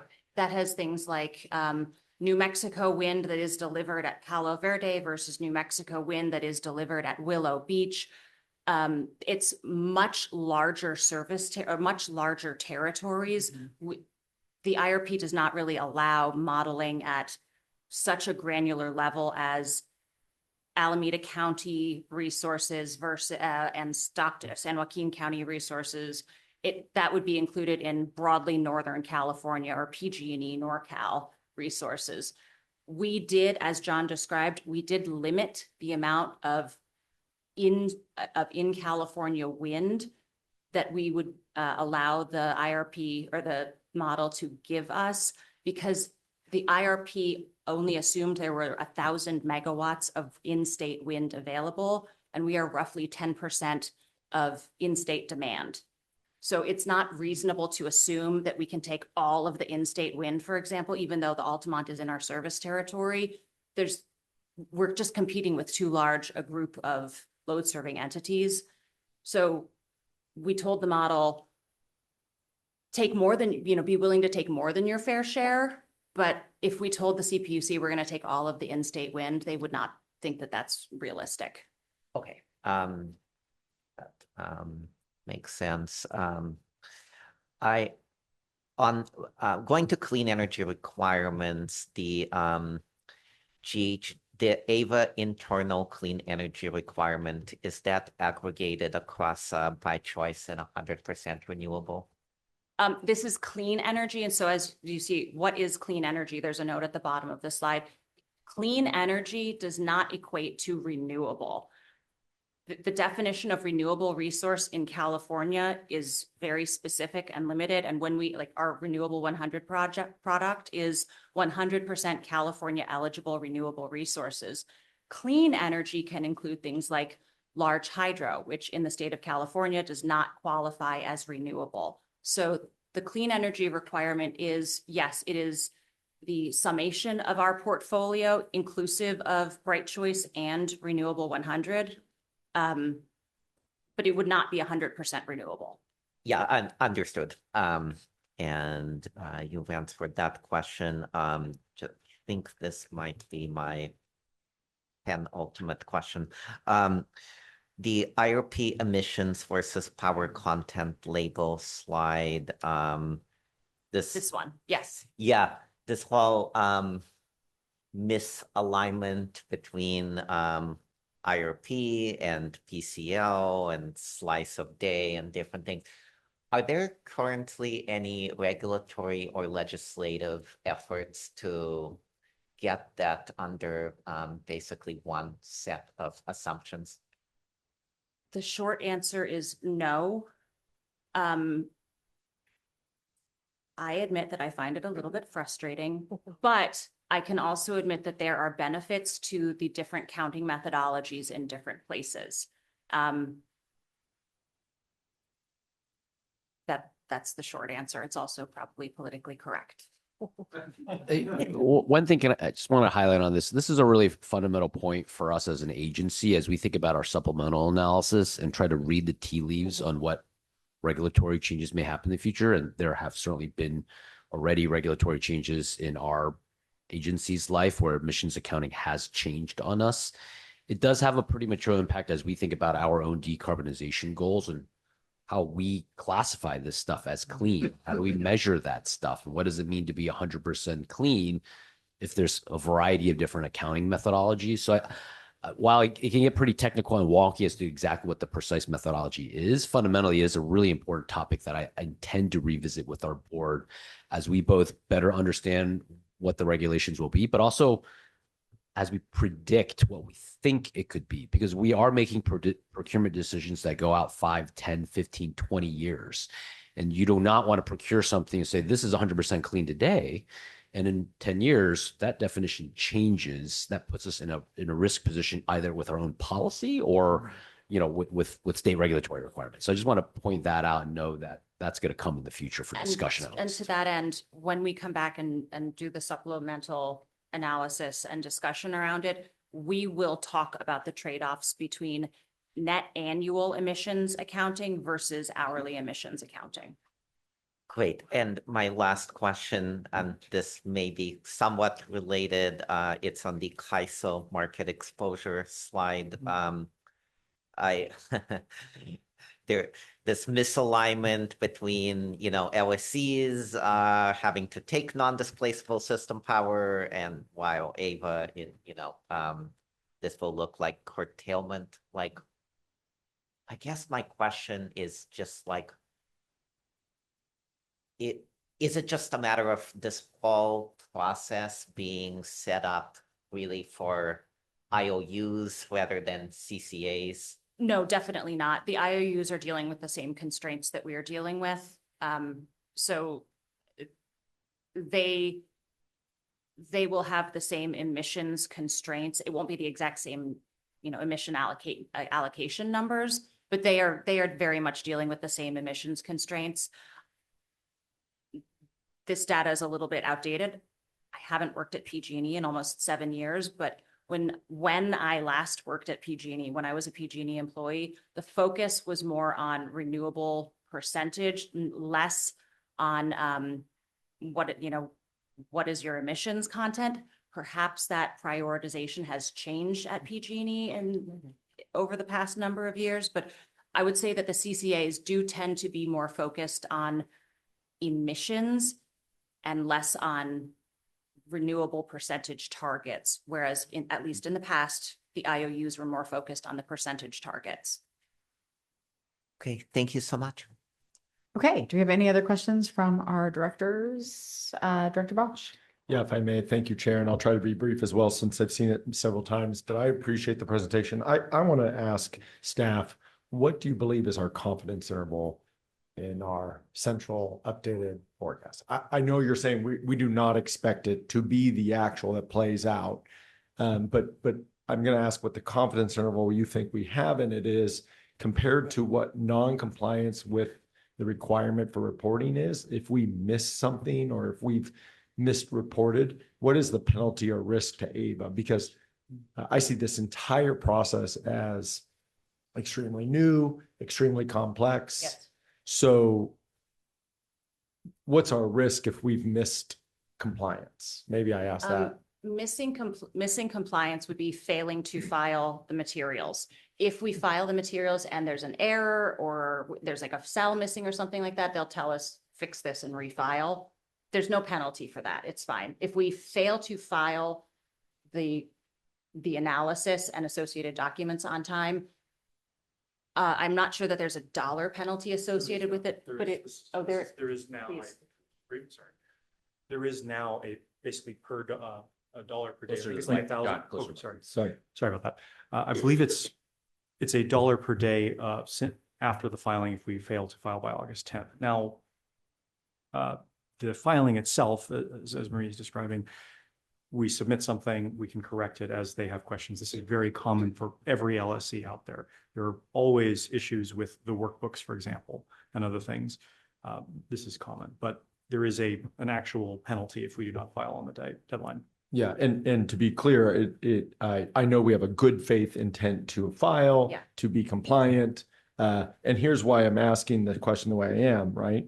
I see three significant variables in this. We're first projecting our load or demand growth forecast, which is difficult to project or forecast our growth over time. The demand forecast is a required input. We don't have discretion in that one. So we just must not only project the price forecast, which is locked by the type of element we choose in the portfolio mix, right? From the table on page, wind is this? Yes, That's locked. Demand is locked. yes. And then the forward view of CAISO market prices is something that we have complete discretion in. That is accurate. Okay. And then the portfolio mix is generally our number one variable then, right? We can choose what thermal Yes. versus wind versus, okay. And the reason I'm kind of trying to ferret that out is because if we extrapolated all of the CCAs and groups going for this mix, as you've maybe alluded to, and I want to confirm my understanding, geothermal may not be available. We might not be able to procure what we forecast we need to be able to comply with this model, correct? Yes, So there could also be a run on price. It could alter all of our variables in this, right? that is correct. And so we're complying. So when the reason I'm kind of asking this is we see the market when we do power procurement agreements. We see what we're going to pay. We know as a CCA, us. But if they don't update their fixed pricing for the model, it's more of a rudimentary exercise for us to know we're going to beat the projection over that 2035, 2040 forecast, right? Yes, what you're describing is also the nature. It's sort of an inherent flaw or challenge in how California does long-term resource planning. The alternative would be to turn back the clock and have the utilities doing all of the resource planning and largely contracting or building the resources and owning them and operating them themselves to have like perfect clarity about what prices are going to be and what costs are going to be. You'd really have to be doing it all yourself. So based on the deregulated state of the California market, there will always be some amount of lag. The assumptions and the outputs will never perfectly match reality. What AVA needs to do is demonstrate a good faith effort to share information with the Public Utilities Commission and make sure that we are meeting all of the annual compliance requirements of the resource adequacy program, of the RPS program, of the myriad different programs that we have to operate under. This, I can't give you a confidence interval in terms of how realistic I Right. think any of these things are, but a significant takeaway that we did get from it is we should be looking at more geothermal sooner than we probably would have absent this analysis. That, as Howard said, if I were to read the tea leaves, I would say that the Public Utilities Commission is hinting to us there's too much solar on the system. Find some different clean energy resources, and geothermal can be attractive. And provide So- the resource adequacy element Yes, that we need absolutely. for off-cycle night, basically. Absolutely. Okay, I appreciate that additional clarity because that's exactly what I'm trying to understand as we keep going. And, I know there was a late night update, it sounds like. So it sounds like from where we're at today, the second question I've asked by staff is to grant the executive officer authority to possibly modify anything further. Do we expect any further updates to the central model that we are selecting from the one presented to us today? No, Okay, that so is, we're locked those are the there. forward price curves that, yes. The Okay. orange line is the one that we are using. Thank you very much, Chair. Yep. Appreciate that. In part because it's orange and that's our color, right? That's just luck. That's about my level of understanding, to be honest. Okay, yes, the vice chair. All playfulness aside. A lot of questions have been asked that kind of meet where I was coming from. Let me ask it very simply. How do we fail in this submission? Is it literally fail to file? We and fail that's to file. That's it? Yes. That's what I was trying to. Okay, Yes. I'm just summarizing what I think I heard. Please. Sorry, there's regulatory specialist. There's more to No, it. than this that. is good. This is exactly why we're asking. Our job is oversight. Yeah, so. Quite a bit taller. So the critical things that we must satisfy are the IRP narrative, the three documents. The IRP narrative must be populated, must be addressed, all the sections of it that are applicable to a load serving entity as CCA. There are some sections that are mandatory to be included that are not applicable, that are applicable to transmission system operators, or rather participating transmission owners like PG&E. We just say not applicable to us, things like that. We have to fill out all of the narrative template.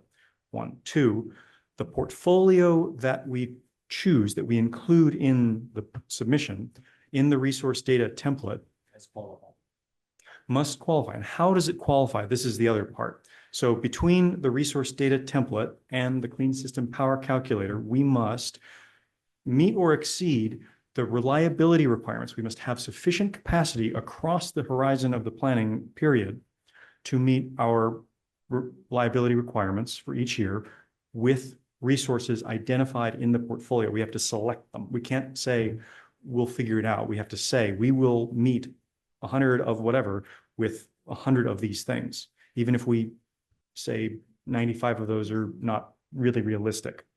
So we have to meet the reliability requirement. And then second, the portfolio that we select with the CSP's estimated emissions must be below the CSP calculators, the GHG benchmarks attributable to us. So those are the three things that we must have, and we need to submit it by August 10. That is how we do not fail, and missing any of those, we do. Okay, so I'm just going to ask, just point blank. Does our portfolio meet or exceed the reliability standard? Yes. Okay. Does a portfolio meet the emission standard? It is at or below, yes. At or below. I'm assuming we'll submit on time, and we have filled out all the relevant sections. We will, subject to the heading numbering correction. Perfect. Right. So I did want to say thank you for particular this page 10, this mapping, and I'm sure that when it's done, it will be accurate. Because I think that that kind of check is an excellent way to make sure that we're meeting all of those things. Great. Thank you so much for the clarity. I think we should turn to public comment at this time. Yes. Jim Lutz, recognized for 2 minutes. And if anyone else wants to make a public comment, please raise your hand at this time or approach the podium so we have a sense of speakers. And I'm going to look at our clerk before you start the 2 minutes. How many speakers does it appear we have? There are no hands raised in our attendee area or at the remote locations. Okay. And there are no other hands raised in the room. Okay, great. So 2 minutes. Thank you.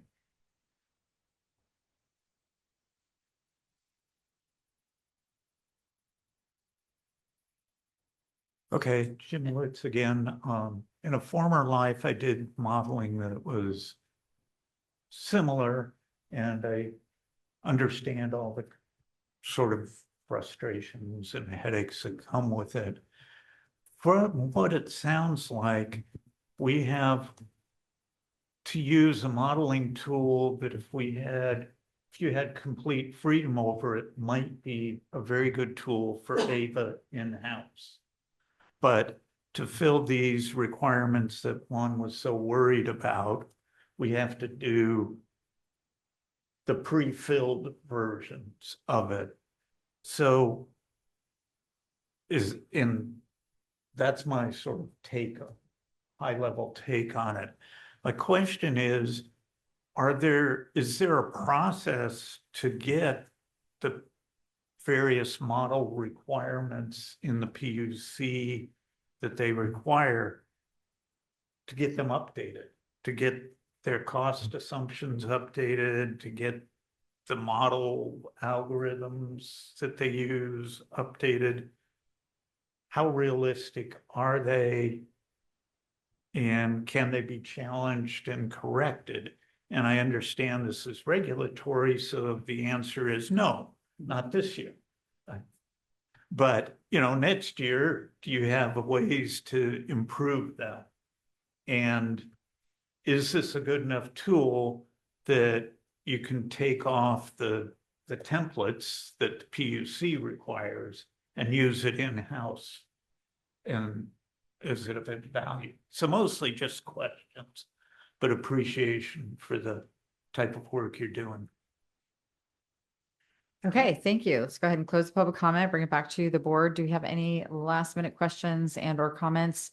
Also, I just want to observe that the CEO has offered to have ad hoc meetings with anyone who wants to continue a conversation about this particular product this year that we are complied to submit to the PUC, but also, looking ahead, maybe people want to talk to the CEO about that. Also, if anybody wants to volunteer to review the final report, Howard will also be entertaining volunteers, but that can happen after the meeting. So any other comments, questions at this time? Looking around, seeing none, I think it's time for a motion. We'll move adoption of the staff proposed resolution. Second. Great. The motion was made by our vice chair, seconded by Director Tragub, and with an appreciation from Director Balch, or just a comment. A comment, if I may, Chair? Yeah. Yeah, so I actually am available the morning of the 10th, and I actually would appreciate I can volunteer if anyone else wants to join me to talk to the CEO before submission to just see the updates. I think based upon, and I'll just say it out of diligence, I appreciate the great work staff's done with this. We've seen it several times. I've learned something each time, and I appreciate, frankly, them here in present so we can talk through it. But I also think that there was a last minute change since even the publication of the staff report to today. So just out of abundance of caution, I'd make myself available in the morning of the 10th to have a chat, and just if anything else changed. I also personally just think there is quite a lot of variables in this, as we all know. Even just now, I had thought demand forecast load was something we had to factor in, and it is prescribed to us. So I just think out of an abundance of caution, given the complexity of this, we should have at least someone or a couple of people check in on it. So, yeah. We're happy to comply with that and good controls and transparency. So no problem whatsoever. I made just caution of not choosing the day that we have to submit, because I suspect these folks will want to be prioritized on hitting the right buttons, Okay. but we will make sure to find a time that works. Okay, so I will volunteer at least for one person to be on that. Great. Thank you so much. And other volunteers we can take after the meeting, I believe, right? I'm just looking at our legal counsel. Can people volunteer for an ad hoc after the meeting? I think the answer is yes. Okay, so we're going to go ahead and take a roll call vote at this time. Thank you. Thank you very much. San Leandro. Aye. Berkeley. Aye. Alameda County. Aye. Albany. Yep. Dublin. Aye. Emeryville. Aye. Fremont. Aye. Hayward. Aye.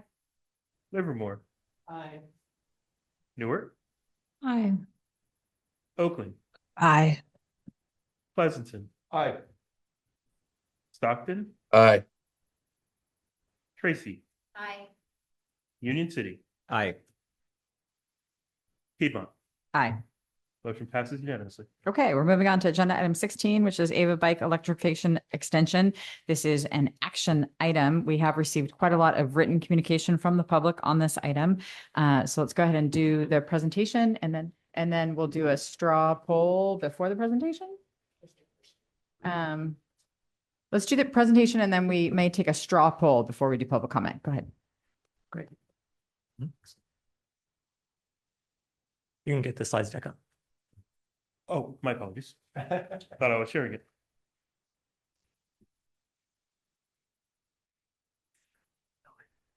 Yeah. Hi, folks. I'm Brett Wiley. I lead Ava's electric mobility programs. This includes Ava Bike Electric, which just this last week crossed our 1-year mark of serving the community. Next.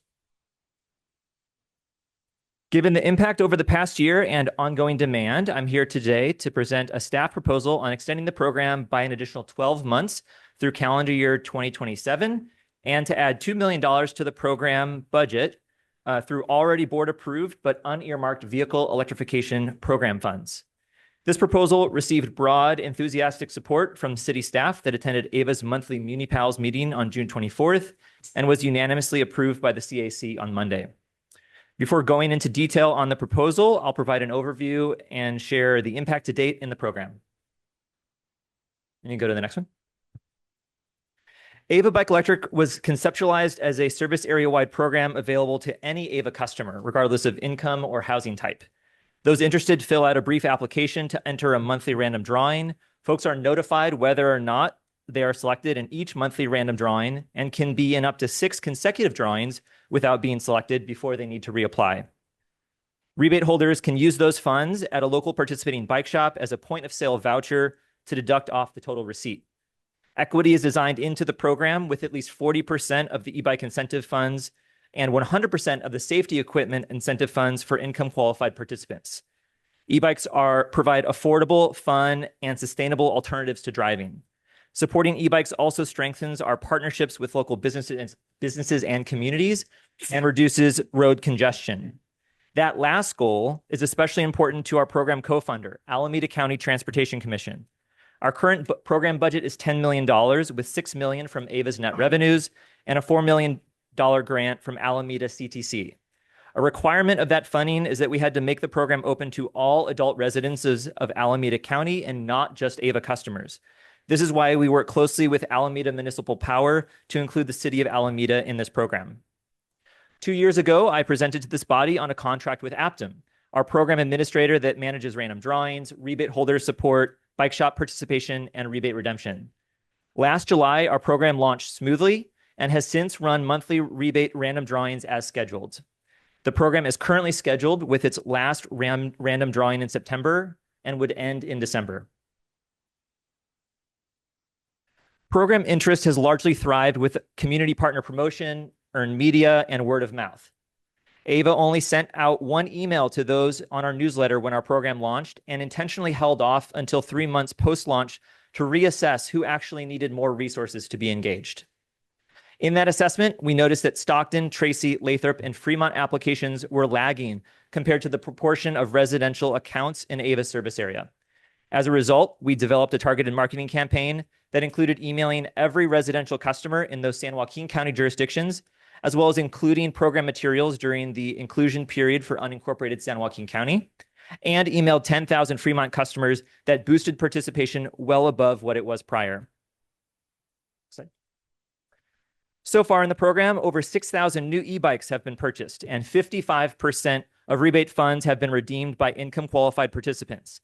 Beyond those 2 key top-line metrics, there's a lot more listed here for your reference, and I'll touch on a core takeaway for each one. As an update today, more than 30,000 eligible people have applied to the program, and the Ava Bike Electric page is the most visited page on Ava's website since last July. Both of these make the program by far the most recognized ever for our agency. We have 29 participating local bike shops in every Ava jurisdiction that has a qualifying one. This program has bolstered sales in their slower winter months and generally during a time of economic uncertainty for bike shops. Every dollar in rebates goes right back into our communities. And because our program is an e-bike rebate and not an e-bike giveaway, that also means our participants are investing in local businesses too. Every $1 in rebates has generated $1.71 in new sales that in turn contributes to local tax revenue. The program user experience has been a particular bright spot, as bike shops and lower income residents already felt burned by the state's now closed e-bike rebate program. In general, everyone is shocked how easy our program is to participate in. We've also made iterative improvements along the way that have contributed to a 23% increase in rebate redemption rates. Our program provides access. 96% of those surveyed said our rebate was a top driver for them to get an e-bike. Transportation access goes beyond a rebate towards the e-bike and also directly helps folks afford getting around, especially at a time when gas prices have skyrocketed. $5.50 was the average price for a gallon of gas across Ava's 2 county service area a few weeks ago when I was in preparation for this meeting. An e-bike rider on Ava's 100% renewable electricity service could get over 1,800 miles on an e-bike with that amount, or only 57 miles worth of gas in a new Toyota Prius. We see this directly contributing to the outcomes of how people are using their e-bikes within the first 30 days, which is when we survey participants. 62% of those surveyed report driving less and 89% biking more. This directly benefits them in many ways, while also benefits everyone in reducing road congestion and local air pollution.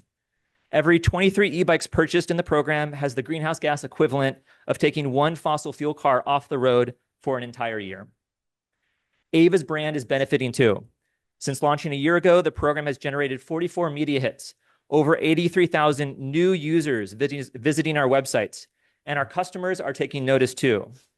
Ava's customer satisfaction scores during that time have gone up 11 points to 73%, which is not entirely related to the program itself, since Ava and my colleagues deliver many services, programs, and benefits that our communities love and serve. However, 65% of all positive sentiments about Ava during that time are directly contributed to Ava Bike Electric. We also see this program as supporting our local jurisdictions in meeting your goals and providing programmatic capacity and measured outcomes to achieve them. We did an analysis of 9 climate action plans, or CAPs, and found they all call for 4 things: mode shifting, reduced driving, increased biking, and equitable access, but few specify how that would actually be achieved. Ava Bike Electric bridges delivery gaps. These 6 key CAP measures listed on the slide are directly benefiting from more e-bikes on the road as a result of Ava Bike Electric.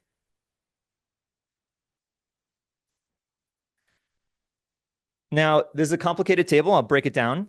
This table shows Ava service jurisdictions, the proportional percentage of Ava residential accounts by that jurisdiction, and how that compares to the proportional share of rebates redeemed in the program as of May 31st. A few important things to note.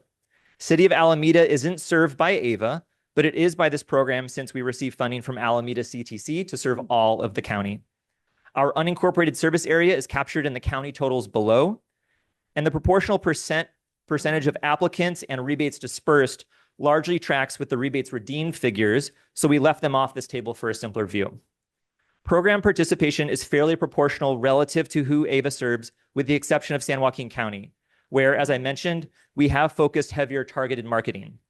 I think this could largely be attributed to differences in biking access between the 2 counties. For example, Alameda County has more dense biking infrastructure to facilitate easier biking and the proliferation of businesses that serve the existing and growing biking community. After looking at the impact of the past year, I'll now turn to what's proposed for the year to come. Ava is underway in developing a customer programs roadmap, which has been mentioned already in this meeting, which will also not be completed this year. Extending Ava Bike Electric continues a popular program and advances the transition to clean electric mobility options for our customers. A 12-month extension is a short-term bridge to meet ongoing and rising program demand in parallel with the completion of our customer programs roadmap that would strategically research, design, and plan all of our programs beyond 2027. There is flexibility in the budget allocated for this program extension. Staff recommends adding $2 million to the program that would result in an estimated 1,600 e-bikes purchased while keeping all existing program rules and assumptions the same. This would allow for the program to extend for an additional year at a lower but reasonable run rate that responds to the applicant demand and local bike shops that can be easily supported while supporting them with a longer window to stabilize their businesses before the program winds down. The proposed extension would generate approximately $3.4 million in additional revenue to these local businesses and support local jobs. If the board increases program funding, the minimum recommended budget for this extension is $1.5 million, since the administrative fees would increase if the budget falls below this amount, thereby reducing the value delivered directly to our customers. Alternatively, the board could authorize funding up to $3 million based on available vehicle electrification funds. Regardless of the board's decision, Ava will thoughtfully wind down the program to ensure a soft landing for our local bike shops and provide evergreen materials to our customers to still learn about e-bikes and resources available to them in Alameda and San Joaquin counties. This table represents the balance of Ava's local development budget for this fiscal year and what is earmarked. Our proposal for the one-year extension of Ava Bike Electric is funded through the reallocation of a portion of the $3.6 million of vehicle electrification funds that have already been allocated by the board, but not committed to another project. Thank you for your time and consideration of this proposal, and I'm happy to answer any questions. Great, thank you. That was very informative. So I just want to do, for the sake of time, check here, just a straw poll to see, is there anyone on the board who thinks this is going to be controversial and wants to have a kind of a deeper conversation at the board level? Or I'm going to look at our attorney. Am I asking that the right way? Yeah, go ahead. Straw poll. A straw poll. This is not a formal vote. Straw poll. Yes, Director Morano. So for me, I am not in support of this because we, in the city of Dublin, are already facing very large public safety issues with regard to the behavior of those who do have e-bikes. So I'm not generalizing the idea that this program is bad. All I'm saying is we went from 7 major casualties to 12 in 1 year, which is 12 too many, especially because they are with the youth. So we're struggling effectively with how do we enforce the public safety that we've already put in place and not encourage it by putting more bikes on the road. So I would not be in support of this. Okay. All right. So it sounds like we do have, we are going to have differing opinions. So that is good to know. Are there any questions at this time about this program from Director Balch? Sorry to be talking so much. Can staff help me understand both the partnerships with our prior partners on the original program, ACTC and Alameda? Are they coming with us on the next $2 million tranche? Are we doing this alone? How is that working out? Are they thinking that they may join us to continue enhancing it? Yeah. Yeah. So this $4 million grant was an ad hoc grant we received from them. They have an open solicitation right now. Those would be for projects that start in summer of 2027. And as mentioned, this 12-month bridge is meant to extend us through the end of calendar year 2027 until we finish our customer programs roadmap.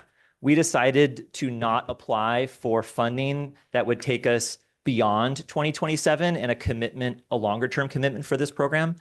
So we are holding off. Okay, I apologize. I guess I need to refamiliarize myself. So because ACTC was only Alameda County and not San Joaquin County, and because we serve both counties, did we work through all those details back in the day? Correct. Anyways, so it's just a pot of funds available regardless of.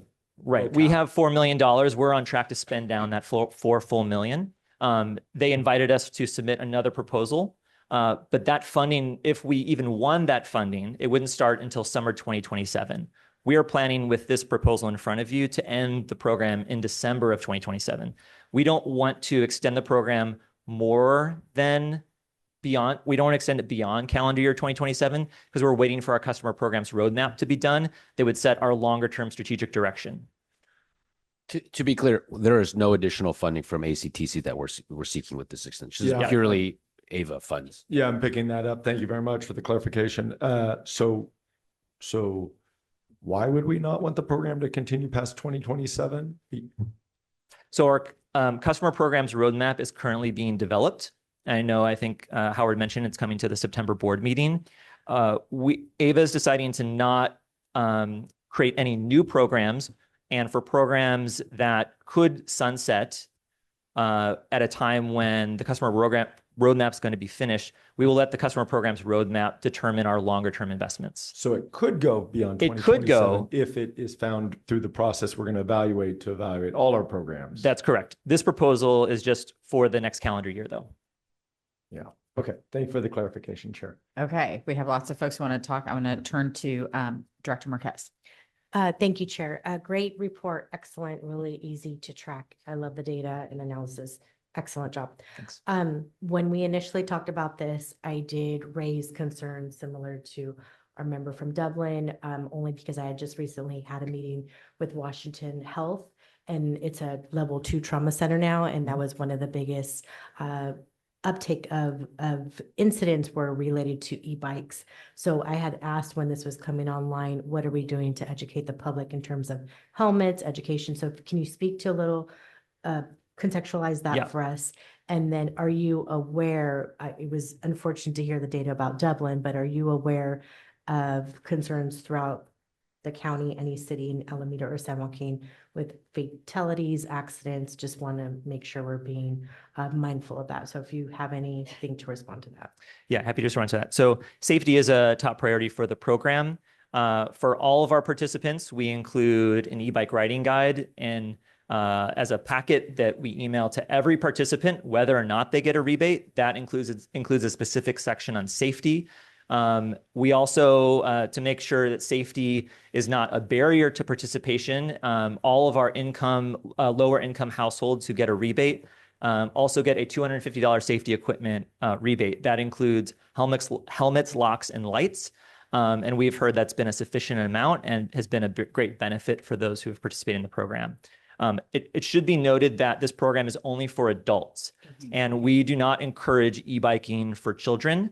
And the program also does not, the eligible e-bikes in the program do not include e-motorcycles. And I think that's an important distinction because a lot of the high-speed accidents that have happened on so-called e-bikes, there's not really a legal category for e-bikes. And so electric motorcycles that actually do not have working pedals, they just have pegs, get lumped into that sometimes in the media. And that's an important distinction. I'm happy to provide a report from some researchers at UC Davis, if the board would be interested in reading that, that breaks down kind of e-bike accident issues across the state. I am not aware of proliferation of accidents since last July when we launched the program, though. Okay, and then lastly, is there an entity comparable to Alameda CTC in San Joaquin County? I don't know. There is a transportation commission in San Joaquin County, but as far as we know, this is not a priority for that commission. Thank you. Okay, Director Traeger. Thank you. I'm very excited about this. I'll say more in comments, but I just want to make sure I understand the $2 million, if that is what is allocated, so that would come out of the delta between the balance and the earmarked, correct? So it would be taking 2 million out of the 3.6. And if we were to do 3 million, that would, I guess, leave 0.6 mil in the, okay. That's correct. In the remaining balance. Could you speak to what the practical, how many more e-bikes out the door would it be, say, if we were to do a $3 million versus a $2 million allocation? Yeah, so the difference, so with the proposal in front of you, would be roughly 1,600 new e-bikes we would expected. You would just increase that by 50%. So you'd get to about 2,400 e-bikes we could expect out in the community. Okay, and I think we had some input from our CAC. Yeah. We did hear this at the meeting on Monday, and there were some comments. First of all, it passed. Our review was supported 100%. And there was a concern about Stockton and San Joaquin County because of their environment, their locality, e-bikes may or may not be the best incentive for them as far as electrification. And it would be nice to have other consideration for Stockton and San Joaquin County for other grant programs. That was pretty much the only comment. Okay, great. Thank you. Any other questions at this time from directors? Yes, Director Nygaard. I'm fully supportive of this program. I had a very close friend who won the first one, or actually got one of the first e-bikes in Tracy. So I know how much it has changed her driving habits. The one I am too very concerned with safety. So I'm going to just ask if it would be optional, or at least an idea of inserting with each jurisdiction that you award a bike, that jurisdiction's vehicle code for e-bikes. I think a lot of this is people, yes, you can have, the e-bike booklet that you have, but a lot of jurisdictions have maybe some variation in e-bike riding. Mm-hmm. And it's really coming down to people understanding it's not a bicycle, it's a motorized vehicle, and that it follows a vehicle code. And that is really where there's a lot of disconnect. So I think just offering for each jurisdiction that you award, that city's vehicle code is inserted in so that they get that understanding of what that city is asking them to follow for the rules of the road with an e-bike. Just a thought. Yeah, great thought and happy to look at that and amend our materials so those are included. Okay, so two quick areas for me. Speed of these bikes, because I understand there is clearly a distinction, e-motorcycle and an e-bike. Maximum speed of the ones that we will subsidize? It's 20 to 25 miles per hour. Okay, and and what about weight? Oh, I don't know the weight of the bikes Just be- offhand. Be good to follow up, Yeah. because I think obviously force depends, or the impact of the force is going to depend on the weight. The other question is with respect to the environmental benefits. Did I hear that right? 417 pounds of CO2 per 23 bikes? If you Was could that pull that back per- up. Yeah, it was just kind of an odd ratio. I didn't quite.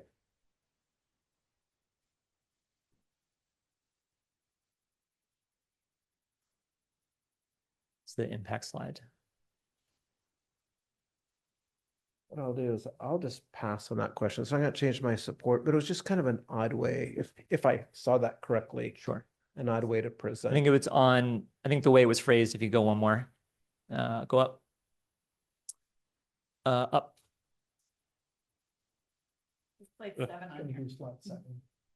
Yeah, I think it's phrase one more, no done. Yeah, GHGs. So it's the GHG is 417 pounds for every e-bike on the road. And it's trying 23 cars is one. is 23 vehicles bikes is one is car. equivalent to one car. Because Perfect. Thank most you. people don't even know what a pound of CO2 is even. So it's trying to make it understandable. And then if we could bring back our virtual directors attending by Zoom, I think we had a hand raised from Director Brown. Yes, super grateful for all of the comments and questions. This is actually a conversation that we had a little bit at great length in ACTC, a board that I also serve on. But it was around some of the state legislation that's coming forward, from the state level to further work to ensure safety around e-bike use. And so that's something to definitely continue to monitor because I think all of our state legislators are also interested in the safety as well. However, I would share that just in engaging community members in Oakland and even at some of our public meetings, I had prior to this meeting, I had community members come up to me and just really share the amazing benefits of this program and how supportive they are, right? Because it's basically granting and allowing access to e-bikes for, various community members who might otherwise not have access to other modes of transportation and especially at a discounted rate. So I just want to showcase my support and thank you so much for a very well put together presentation as well. Thank you. Okay, seeing no other hands raised from my colleagues, let's turn to public comment. We received quite a lot of written public comment, and so I do anticipate that we may have quite a bit of public comment this evening. Given the late hour, I would like to limit public comment to 1 minute per person. Up to 1 minute. You can talk for less than 1 minute. You can just say support or deny or whatever. Okay. Thank you. Right. There are no hands raised in the attendee area. What? There are no hands raised there is one hand raised in the attendee area. Dan Gallagher, you're recognized for 1 minute.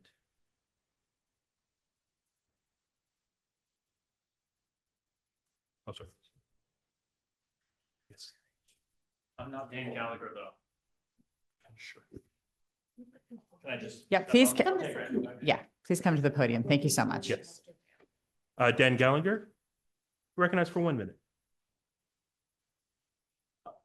Are you Dan? You're not Dan Gallagher. No, it's on. We're doing a virtual. Dan's on. Yeah, he's on Zoom. Dan Gallagher, you're recognized for 1 minute. Yeah, I just wanted to again express my desire and urging the board to continue with the program, to extend it, and it's a great program, and I hope to that you'll do that. That's all.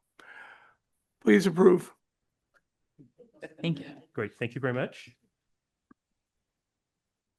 And first speaker at the podium, please. Hi, everyone. My name is Jill Holloway, and I'm speaking on behalf of Bike East Bay. AVA is really the gold standard for e-bike incentive programs. With the California Air Resources Board program shut down, AVA Bike Electric is the primary e-bike incentive program available for Alameda County residents. There's been significant demand for the program, with over 30,000 people applying for the monthly drawing.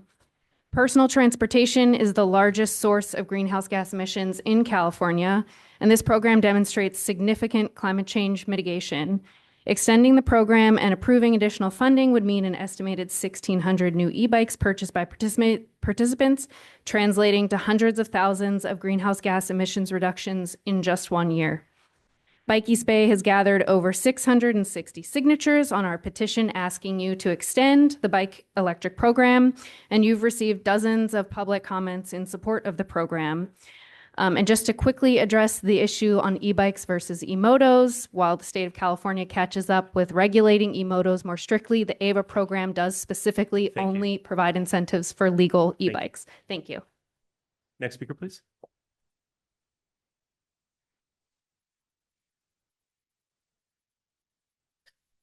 Good evening. My name is Kansas Waugh. I'm the manager of the New Wheel Bike Shop in Oakland in the Oakmore neighborhood. I am here in full support of this measure. This program has been extremely successful, obviously for our business, but more importantly for the landscape of the East Bay. Our business alone has seen almost 300 more bikes purchased in this last year than it would have normally, injecting more than $1 million into the local economy. But on that larger scale of the mission that we are on, our company is literally on a mission to support and inspire people to ride e-bikes. We have numerous examples of people changing their lives. My favorite is the single mom who, whose name I won't mention, but who has 2 little girls and was barely able to make payments on a car rental from the airport car rental companies.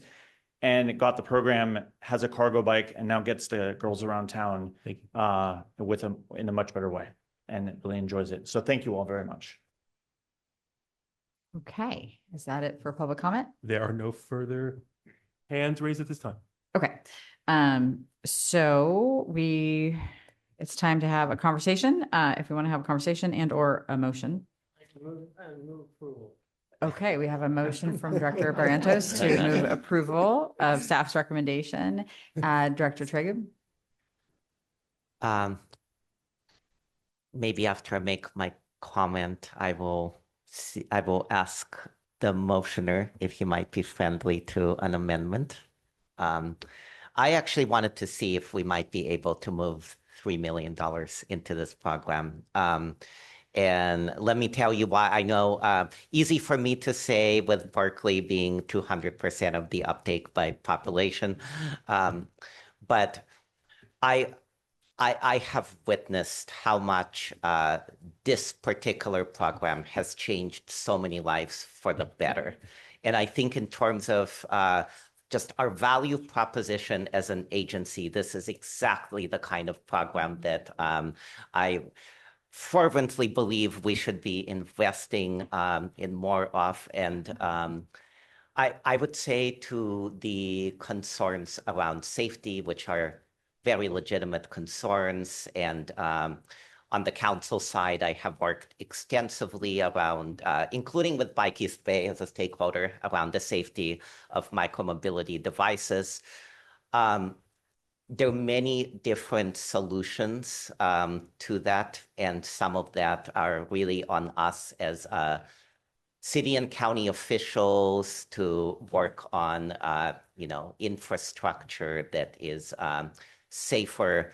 But compared to the alternative, Where I see violations now, it tends to be folks that don't have any touch points around like there would be in a program like this, where you get a safety manual.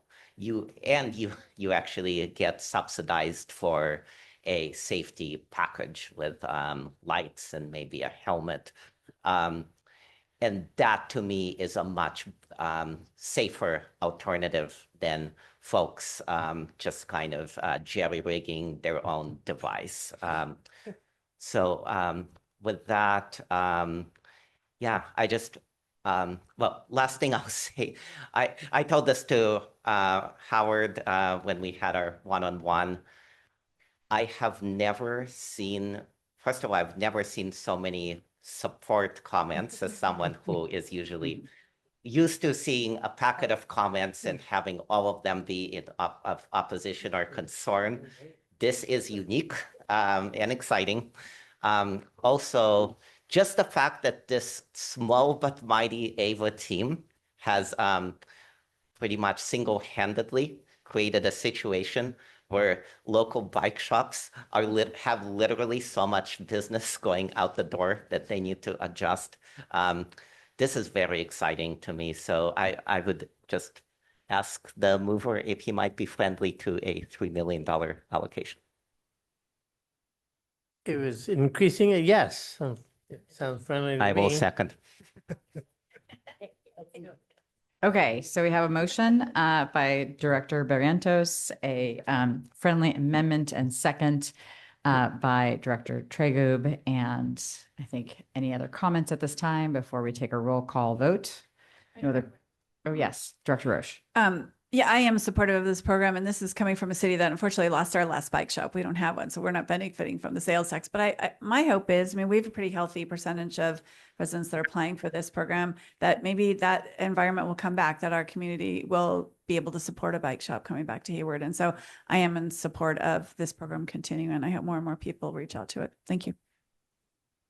Okay, with that. If I may, Chair? Yes, of course. Oh, I'm sorry. Yes, yeah. Really quickly, those who know me know that when I speak, it's because my mind is doing some crazy things.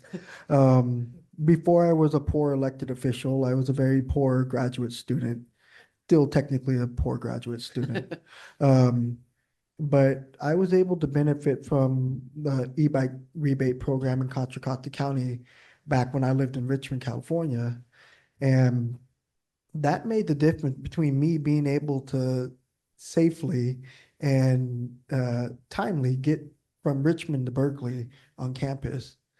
And that meant the world for someone like me who was struggling and needed some type of alternative transportation option, because I couldn't always rely on AC Transit, and I couldn't always rely on BART because I worked some random hours at that time, such is the case when you work in a lab.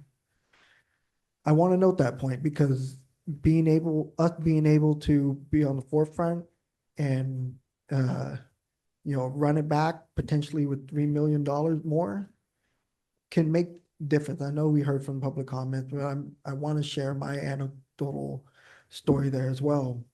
I also want to emphasize we are in a climate emergency. We need to do everything possible to reduce our carbon footprint here and show that we are making commitment to the next generation. Like, I look forward to the day where, I feel that my son can ride his bike with me safely. Right now, I don't trust him. I don't trust him around the other humans. He can be a bad influence sometimes. But I'm also very heartened because I think in parallel, a lot of us within AVA's jurisdiction, we are actively updating, our transportation infrastructure in Albany. We're moving forward with our active transportation plan that includes cycling infrastructure. And that does help address some of the issues, not all, around safety. And I do want to acknowledge the issue around safety is very much true and it's valid. And we do need to be cognizant of that. And so I do appreciate folks also trying to hold space for those conversations. But in short, we're in a climate emergency, and these programs like these do open up opportunities. And very well could have been the reason why I'm now able to sit here at the table with all of you. Because that bike allowed me to go find trouble. Glad you found good trouble here at Ava. Thank you for sharing those comments with us. I really appreciate the personal connection with this topic. Okay, so before we move on, do we have a hand raised online? Yes, we have Director Del Cantancio. Thank you. Yes, I actually do also support the amendment because I think overall it really does drive local economic growth because the point of sale vouchers are going to be spent in the local brick and mortar East Bay shops. So it keeps our consumer dollars in our community. And I also agree that it does deliver immediate climate action because the program does give us a proven voluntary tool to reduce local traffic. But additionally, just like we just heard the story from our other colleague, it does also prioritize equity because there are lower income households that this enables us to assist people to ensure clean, affordable transportation that could reach residents who need it the most. Thank you. Great. Thank you so much. Okay. I don't want to miss anyone if they want to make a comment. I don't see any other hands raised. Okay, let's go ahead and do our roll call vote. I think we all remember the motion is for $3 million additional dollars to be allocated to this program. Thank you. Livermore, Aye. Berkeley, Aye. Alameda County, Aye. Albany, Yep. Dublin. No. Emeryville, Aye. Fremont, Aye. Hayward, Aye. Newark. Newark, I apologize. Yes, aye. thank you. Oakland, Aye. Pleasanton, Aye. Stockton, Aye. Tracy, Aye. Union City, Aye. San Leandro, Aye. Piedmont. Aye. Motion is approved. Okay, I am going to do a time check and reminder that because it is 9:17, that was our last action item for this evening, unless we have a motion to extend the meeting. We have two remaining items that we could hear if we voted to extend, or we can push them to the September meeting. We are not meeting in August. And that is item number 17, the San Leandro Default Service Plan transition from Renewable 100 to Bright Choice, as well as the chair and vice chair appointment. I am looking at our CEO to ask if there is any reason that either of those items would have to be heard this evening, or if we could defer those to the September agenda. There is flexibility on both those items. The only thing being mindful is September could be a full meeting as well, but I have no caution on that point. Okay. I am fine continuing both of those items, but if anybody wanted to make a motion at this time to extend the meeting, I am also open to that. So, no. Can I, Yes. can I make a motion that with a time limit of 9:30 and no longer than that? 15 minutes. You can make the motion. You'd need a Okay, I'm making that second. You need Wanna a get it off the second for that. bat. Is there a second? That's my motion then, no later than 9:30. I'll make a clarifying comment that we won't start any additional item after 9:30. And with that friendly understanding, second that motion. Okay, let's go ahead and take a vote on extending to 9:30, just 10 minutes. We got to vote fast. Okay, great, thank you. Livermore, Aye. Not used to being great, first. thank you. And Pleasanton, Aye. okay. Alameda County, No. Albany, Yep. Berkeley, Aye. Dublin, No. Emeryville, No. Fremont, No. Hayward, No, sorry, not tonight. No. Newark, Aye. Oakland. Oakland, Oakland did. Yeah. Stockton, I'm getting tired. No. Tracy, No. Union City, Aye. San Leandro, Aye. and Piedmont. I'm gonna say no, because I'm tired too. I didn't track the numbers. 8 no, 1, 2, 5, 6, 7. It does not pass. Okay, so we are going to go ahead then and wrap up this meeting with item number 18, which is board member and staff announcements. If there's any announcements or including requests to place items on future board of director meeting agendas. I see none, so we're moving on to the adjournment. And as we said before, a couple just points. One, the next AVA Board of Directors meeting will be held on Wednesday, September 16th of this year at 6 p.m. We do not meet in August. And as I said earlier in the meeting, we are actually going to be adjourning tonight's meeting in memory of Alameda County Supervisor Scott Haggerty. And I want to remind us that without Supervisor Haggerty's fierce determination, our joint powers authority would not exist. So as we adjourn, let us recommit ourselves to the collaborative, results-oriented spirit that he used to build our agency. Our thoughts and our deepest condolences go out to his family, friends, and everyone who had the great privilege of working alongside him. So thank you all. This meeting of Ava Community Energy Board is officially adjourned in memory of Supervisor Scott Haggerty.